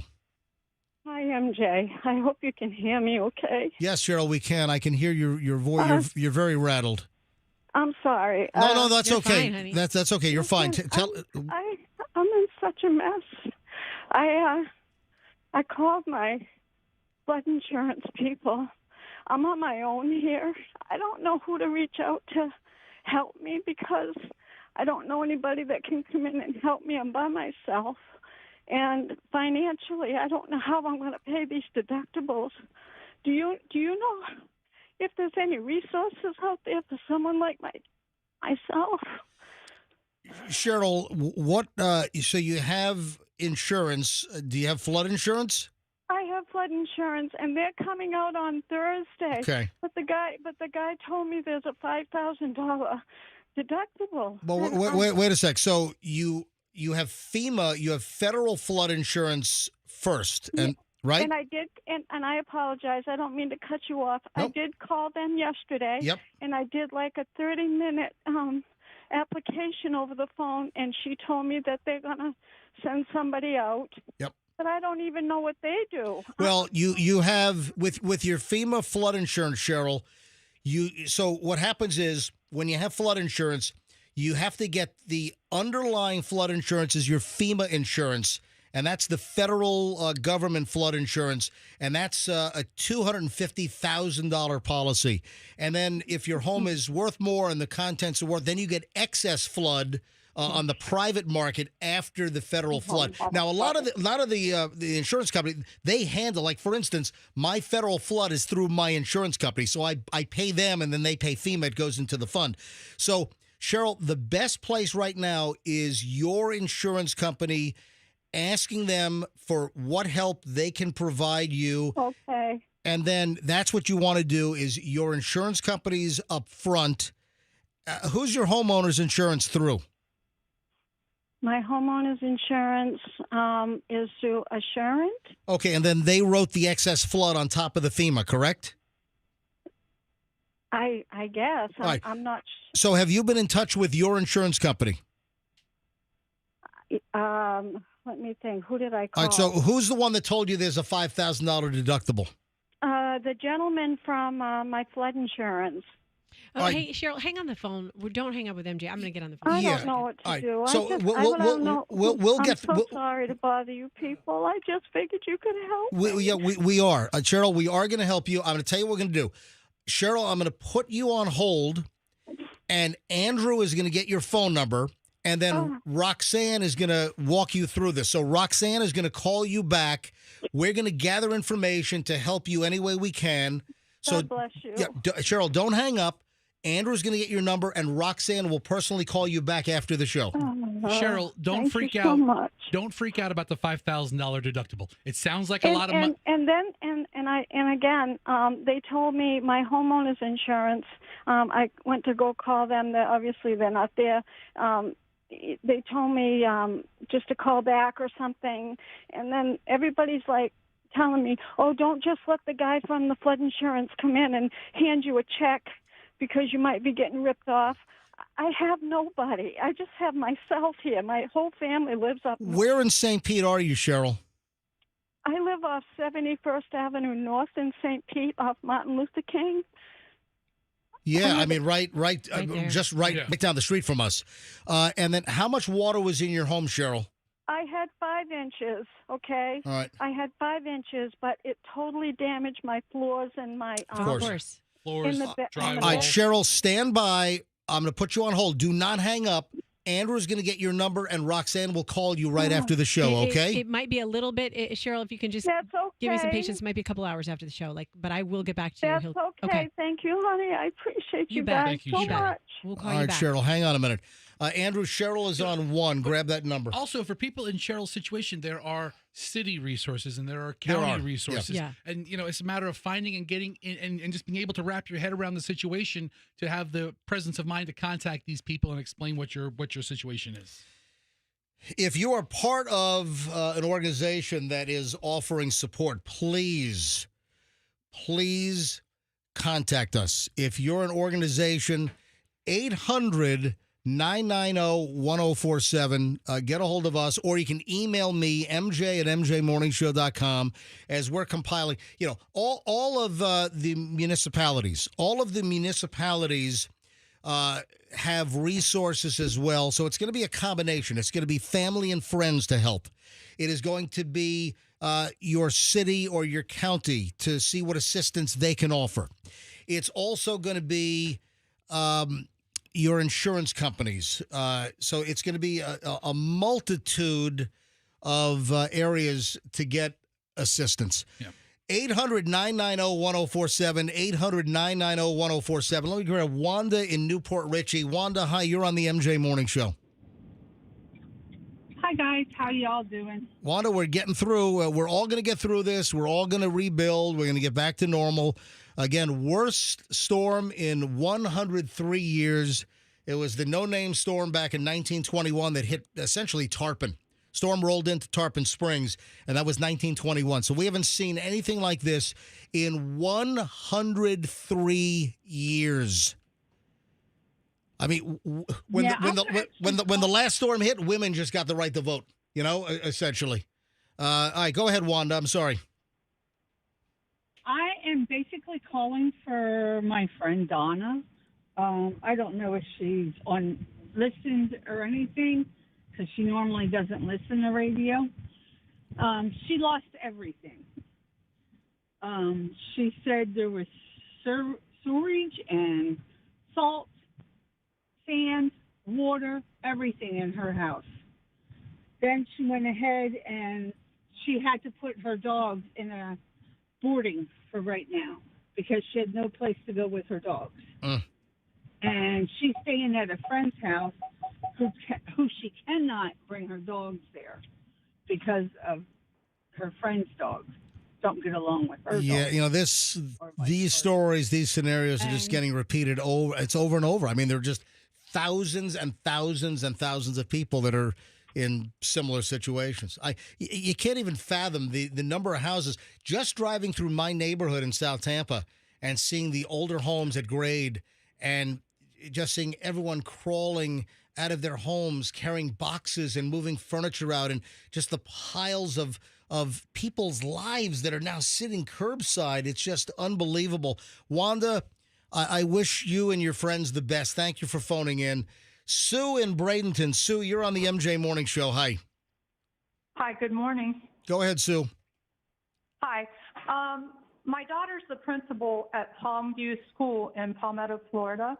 And just north of her school is a little community called Robonia. They have a Mardi Gras every year. I don't know if you're familiar. Aware, yes. Okay. The whole community got inundated with water. And my daughter and her 2 assistant principals walked through the community yesterday. Some of the kids don't even have shoes to wear to school today. They lost everything. The whole community. They had 2 feet of water, mostly wood frame houses. And I just wanted to have a voice for them because they're forgotten. Thank you for mentioning that. This is going to end up being the largest insurance claim I think that the United States has ever seen. So the insurance loss in Florida into Georgia and Tennessee and North Carolina and South Carolina, this is going to be the largest insurance exposure event in the history of the United States of America. Thanks for the call. I appreciate it. Jennifer is next on the MJ Morning Show. Jennifer, welcome to 104.7 FM Q105. Hi, how are you this morning? Go ahead, Jennifer. So, good. I grew up in Anna Maria City. I've been there since the 70s, and my mom stayed on the island during the hurricane, and my dad left. He has a house in Longboat, and then we have an office in Anna Maria City, and I have a house in Cortez. So my house in Cortez, which is right on the other side of the Cortez Bridge, that's the oldest fishing village in the state of Florida. That whole area got every single house, and they're all 1910, 1920 cottages. The cutest little area. I don't know if you all have ever been there, but it's just great because it's a true Florida, classic history. It's not, the big new houses like they have in Anna Maria City. And most of the people that live in there, they're fishermen. I mean, it's a true working fishing village. AP Bell Fishery is there. Starfish, which is a top-rated restaurant, well, not really restaurant, but the seafood, in the state of Florida. That was pretty taken back. Well, also, you look at Cedar Key, for instance. Cedar Key was like wiped. Steenhatchee has been wiped off the map. Don the IT guy's up there. I spoke with him earlier this morning. Yeah, I'm going to text Don quickly and see if he's available for us to call him. Okay. I've got Anissa from Westfall Roofing in, and she's also on the board at Habitat for Humanity. And we were scheduled to have her in already, and now this just changes the whole complexion of things. Thank you for bringing these small villages to our attention, Jennifer, but just so much up and down the coast. Let me grab Anonymous in Tampa. Anonymous, you're on the MJ Morning Show. Hi. Hi there. Just out of curiosity, why do you want to be anonymous? Because I'm not going to say some nice things. So, okay. And I don't know the legality of it. About who? But my family lives on Davis Island. It's my husband's family. Yep. And during the hurricane, they didn't want to leave Davis Island because the father and husband was in Tampa General in ICU fighting for his life. Oh, wow. So they didn't want to leave Davis Island in case. We all told them, please leave, but they wanted to stay because they didn't know what the night was going to hold for their dad and husband. So they stayed, and I don't know what time it was at, but all of a sudden water started surging in their home because they're on the ground level. Where on Davis Islands are they? So they are on Davis Island. I don't know if it'd be south, but it's kind of near the airport, but not really near the airport, a little bit. So they're off of Davis Islands Boulevard somewhere? Yes. Okay. Yes. And so they called their friend, which was just probably about 3 to 4 blocks away, and they're like, can we come there? He has a larger house, and they jumped in their truck to get to the house.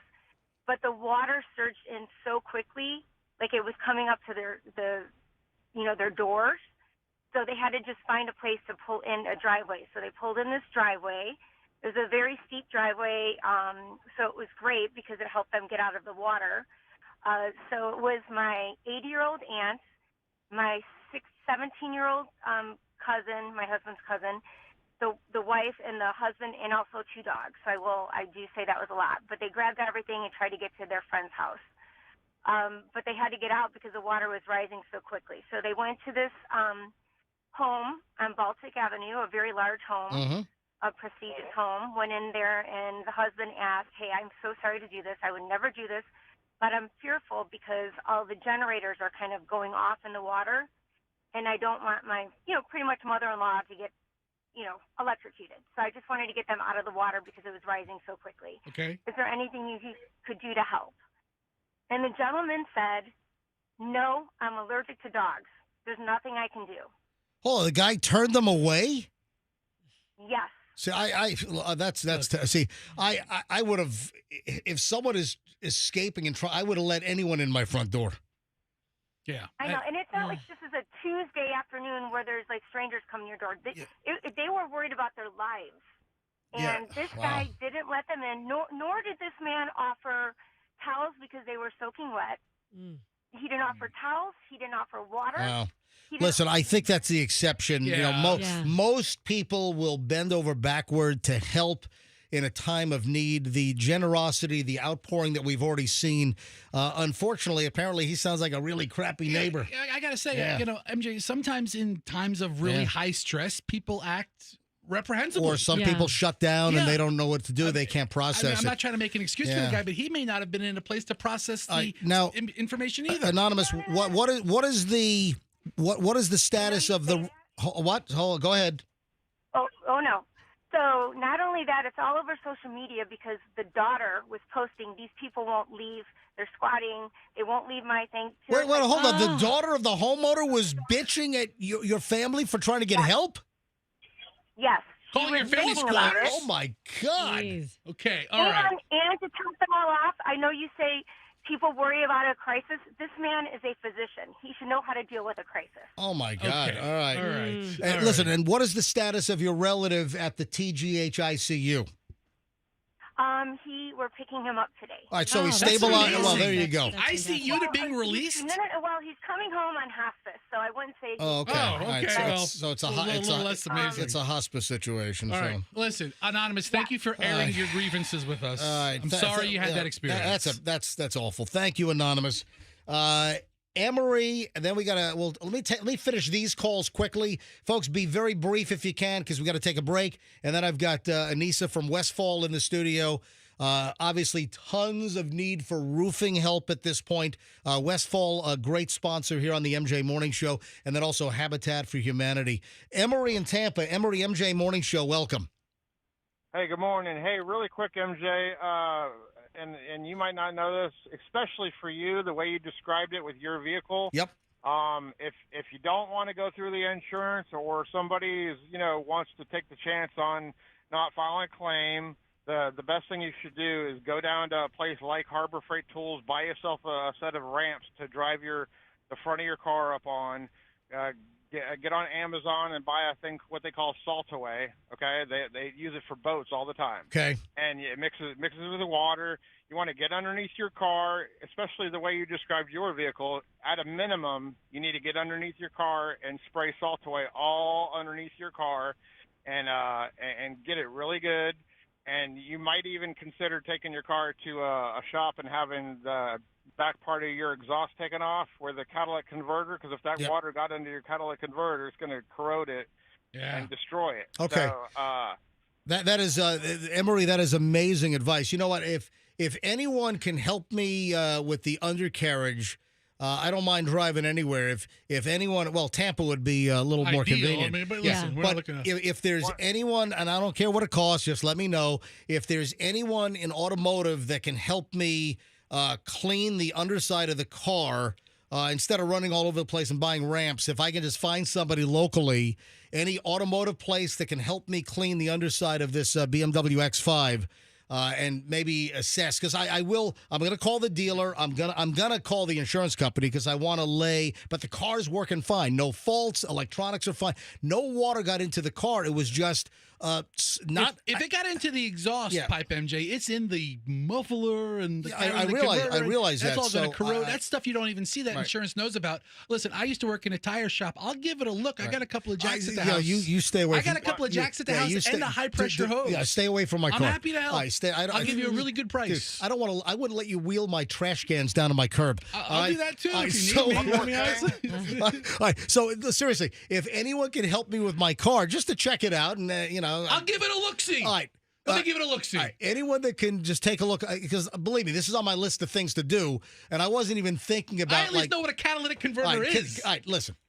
I wasn't going to even mention this on the show, but since Emery brought it up, if there's anyone that can help me assess the underside of my car and help me clean it, send me an email, mj@mjmorningshow.com. I'll come by your place today. And if you need an assistant, contact me. I'm happy to help. Yeah. Fester's the guy who got fired at Sam's Club Tire because he didn't tighten down lug nuts and a lady's wheel flew off our car on Park Boulevard. This isn't tire related. It's completely different. I'm happy to help. Jeez, but you are such a looker, gift horser, and a mouther. All right. So, no, if anyone can help me with the SUV and cleaning it out, just drop me an email, mj@mjmorningshow.com.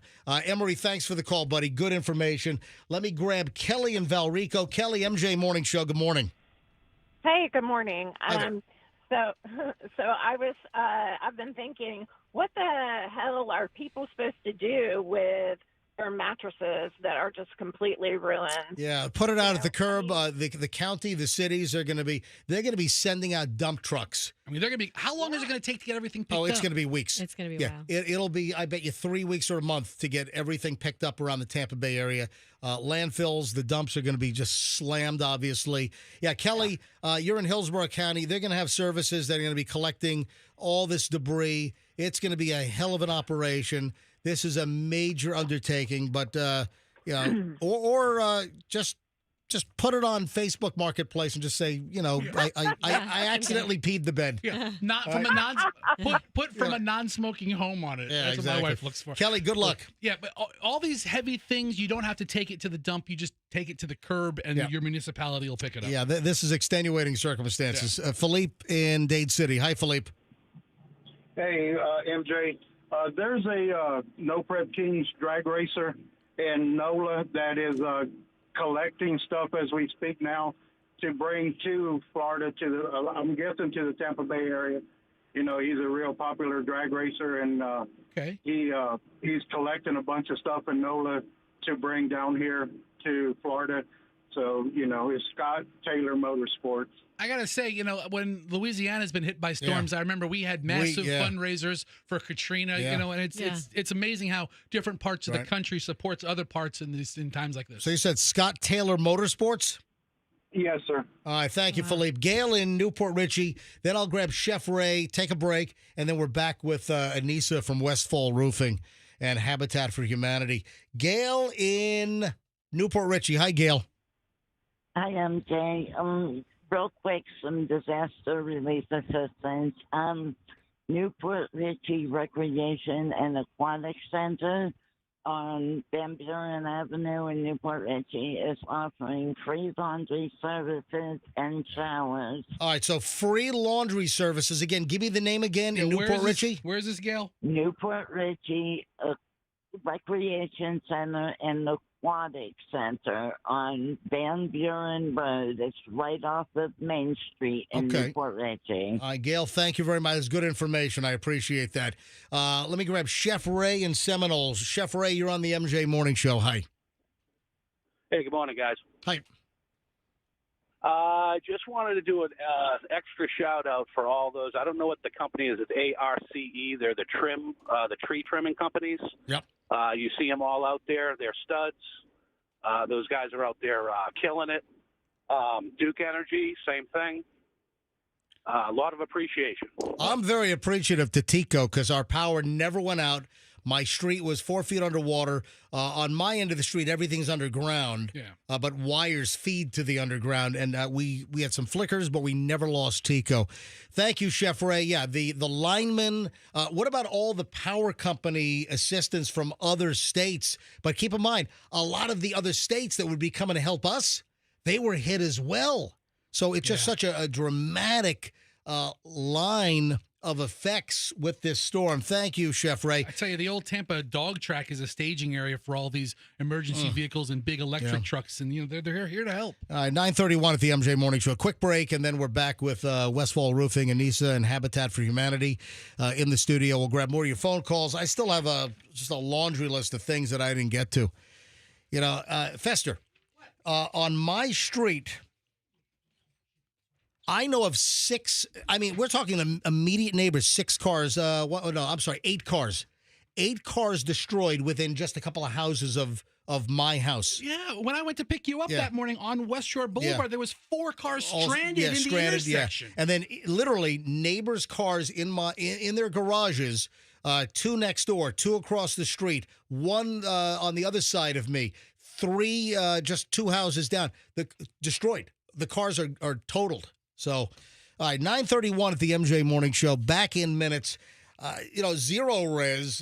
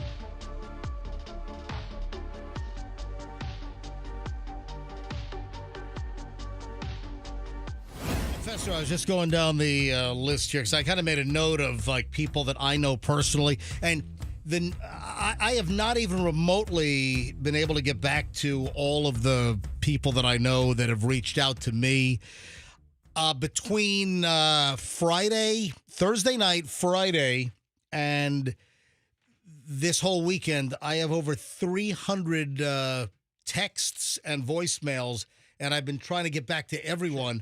I mentioned like in my immediate, within just houses of me, 8 cars destroyed.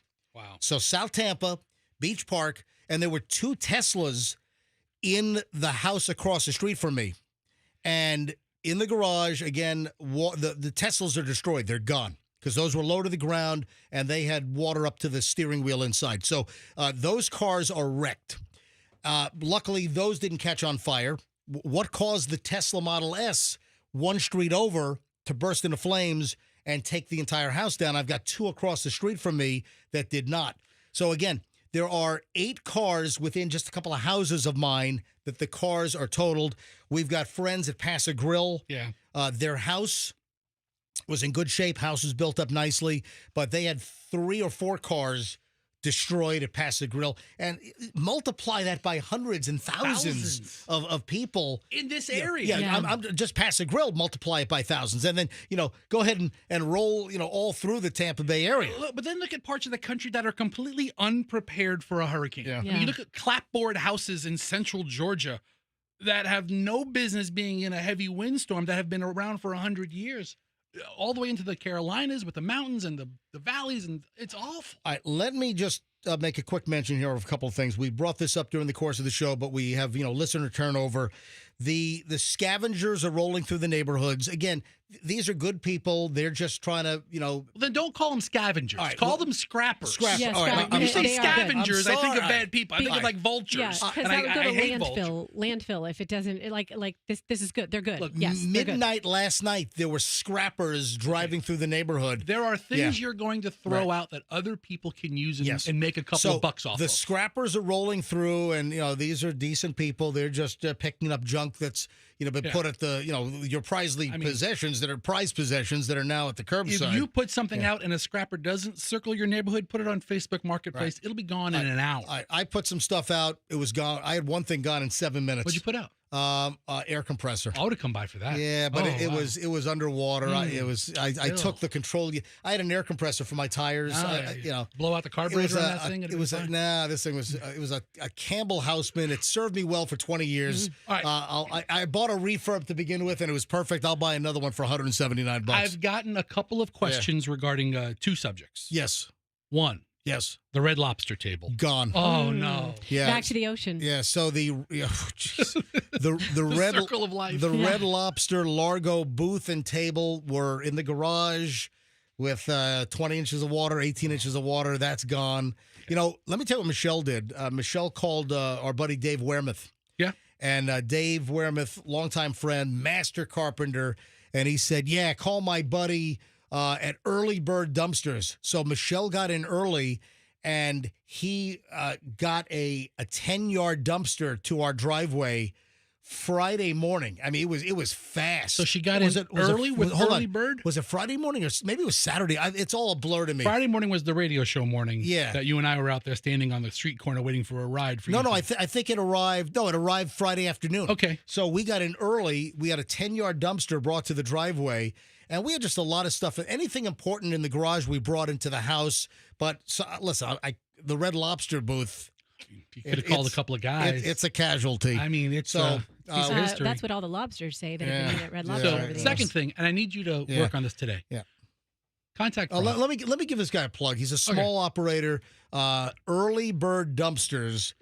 He was so responsive. He got in, picked it up quickly, dropped it at the dump, and then 2 other neighbors then said, "Bring it back." Yeah. So neighbors had him come back. Yeah. It's called Early Bird Dumpsters. Hey, I took a picture, I think, of the guy's thing. Yeah, Early Bird. Anyway, they were fantastic. Go ahead. Second, yes. If I told you, MJ, I've had 75 or 80 text messages directly this morning asking me about Froggy, who we love, and you know, his situation. Well, listen, I'm still working on getting Froggy back on the show. I'm told that is a possibility. All right. Yep. That aside. Yep. Reach out to him today, see if he could come on tomorrow. I can't ask him. He'll think I have some ulterior motive. I need you to reach out to him. I know his family has the beach house, which suffered a lot of damage on Indian Rocks. At Indian Rocks Beach. And he lives on the canals. He's behind the Baycrest area. Yeah, in the Baycrest area. And I know his house suffered a lot of damage. Yep. And people have been asking about him. He's right off of Memorial in Baycrest.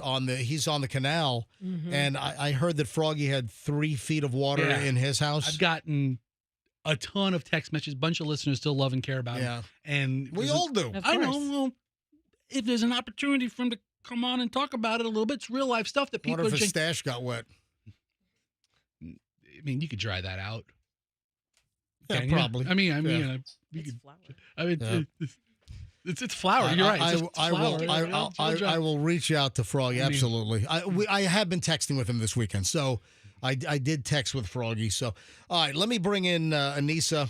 Hello. Anissa Westfall from Westfall Roofing. That's really your name? It's not like some made-up name. You are the Westfalls? Yes, really my name, my husband, my father-in-law. Yeah. So you guys started Westfall Roofing in 1989. Yes, sir. Started as a construction company, built building from the ground up. Yep. So clearly, you know roofs if you've been building the whole house. Yeah. I've used you guys now for my house for several things. You guys are tremendous. The crews are fantastic. Thank you. Fester would be the first to say that I don't let anybody work on my house unless I trust them. Yeah, if it's good enough for MJ. The rule around my house is if it's good enough for MJ, it's good enough for me. I don't even have to double check. Right. So, Anissa, people with roof damage, what can they do as far as calling Westfall? Yeah, I mean, with the type of weather we had, even in Wesley Chapel, we're getting phone calls of missing shingles, right? There was tropical force storm winds across the entire state. Right. So it doesn't hurt right now to walk around the perimeter of your home, step back, carefully get on a ladder if you're able, and see if there's roof damage, right? If you got missing soffits, missing shingles, broken tile, now is the time to get this stuff fixed because guess what? There's another freaking storm that's circling, and it's important that you don't cause further damage. Right. Hopefully the one in the western, it's down again around Central America is where the development is expected. And what are they saying about that? We're watching it. Oh. Yeah, we're watching. So it's got, I think, a 50% chance of development. And then depending on the conditions, where will it go? But, you know, the area of concern is kind of hatched off right now. As an area of potential development. Yeah, and listen, with a shingle roof, water only has to back up about 2 inches before the fastener can rust and pop. Right? Gotcha. And that causes a roof leak, right? So even the minorest little things, every component of your roof is important, and one little minor blip to that is going to cause some leaks. So even if you were in Wesley Chapel or you think, hey, I'm not in the coast, it didn't hit me very hard. You still took a lot of wind abuse. You still took a lot of heavy rain. Yep. You guys already were busy because of all of the heavy rain that we had. Debbie provided, and then we even had, even outside of Debbie, we had some extensive thunderstorms that dumped enormous amounts of rain. So you guys have been busy all summer. Yeah. Now we have this. Folks, westfallroofing.com. That's westfallroofing.com, a sponsor here on the MJ Morning Show. Now, you were scheduled to come in prior to this tropical activity. Prior to Hurricane Helene, you were coming in to talk about Habitat for Humanity because you're recently been added to the board of Habitat. Yes, sir. La-di-da. Nice. La-di-da, yes. And I have Tina here. She's our CEO of Hillsborough County Habitat for Humanity. So I'm really happy to bring her along as well. I think there's an important message out there when it talks about all the displacement going on. As far as Habitat for Humanity and displacement, what can you guys offer? So Habitat for Humanity is really a homeownership program. So it's not necessarily a place where you would go in case of an emergency. Right. But our application process is open, but it's not something that you can look to get into a home right away. But our restores, we have 2 restores, one on Florida and Waters and one on Robertson Street in Brandon. Dude, that new store on Florida Avenue is amazing. MJ, it is huge. It's the size of a Walmart. Wow. And a lot of the stuff is brand new. I was in there about a month ago, and I'm like, holy crap, this is amazing. Yeah.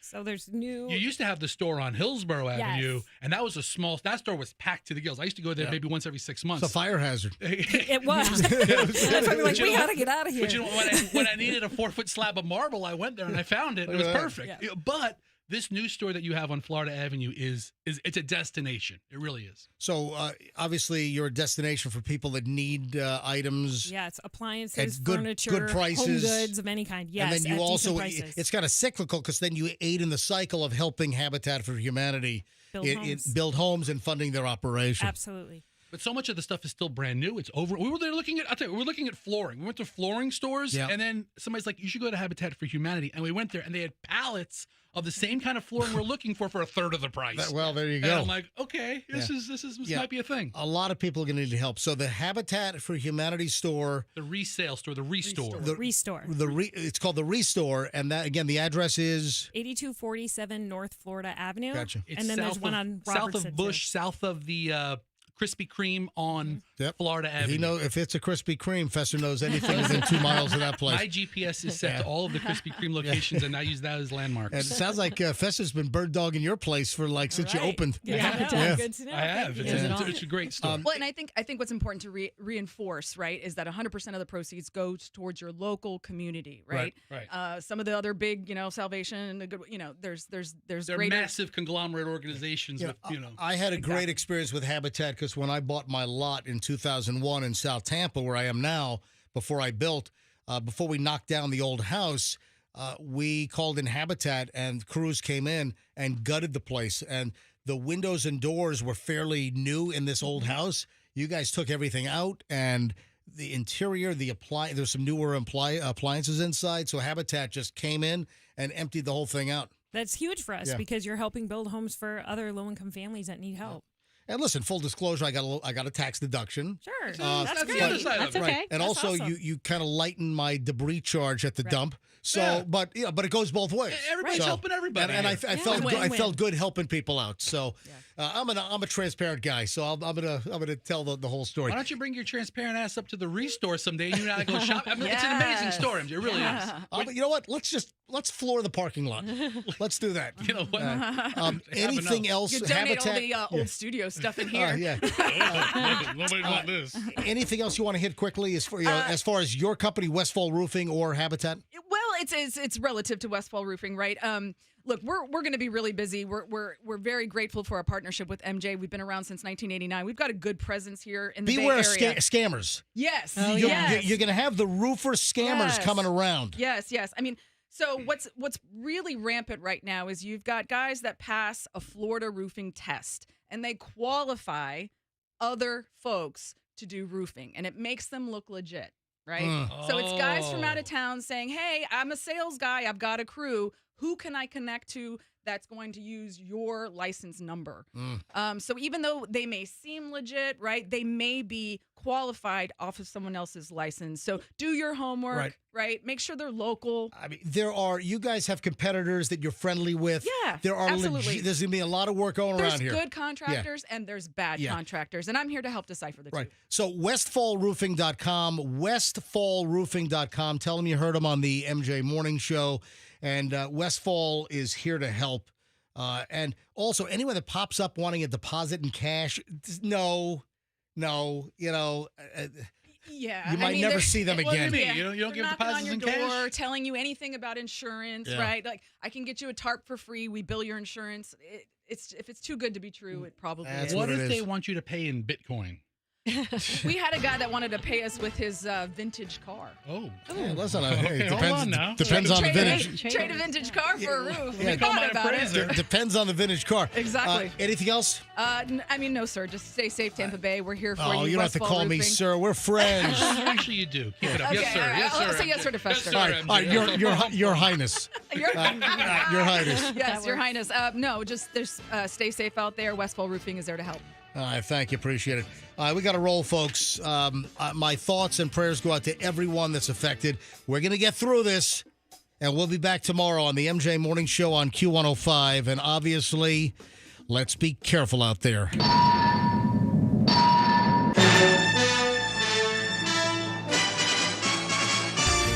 Hear the latest MJ Morning Show podcast on the Q105 app, powered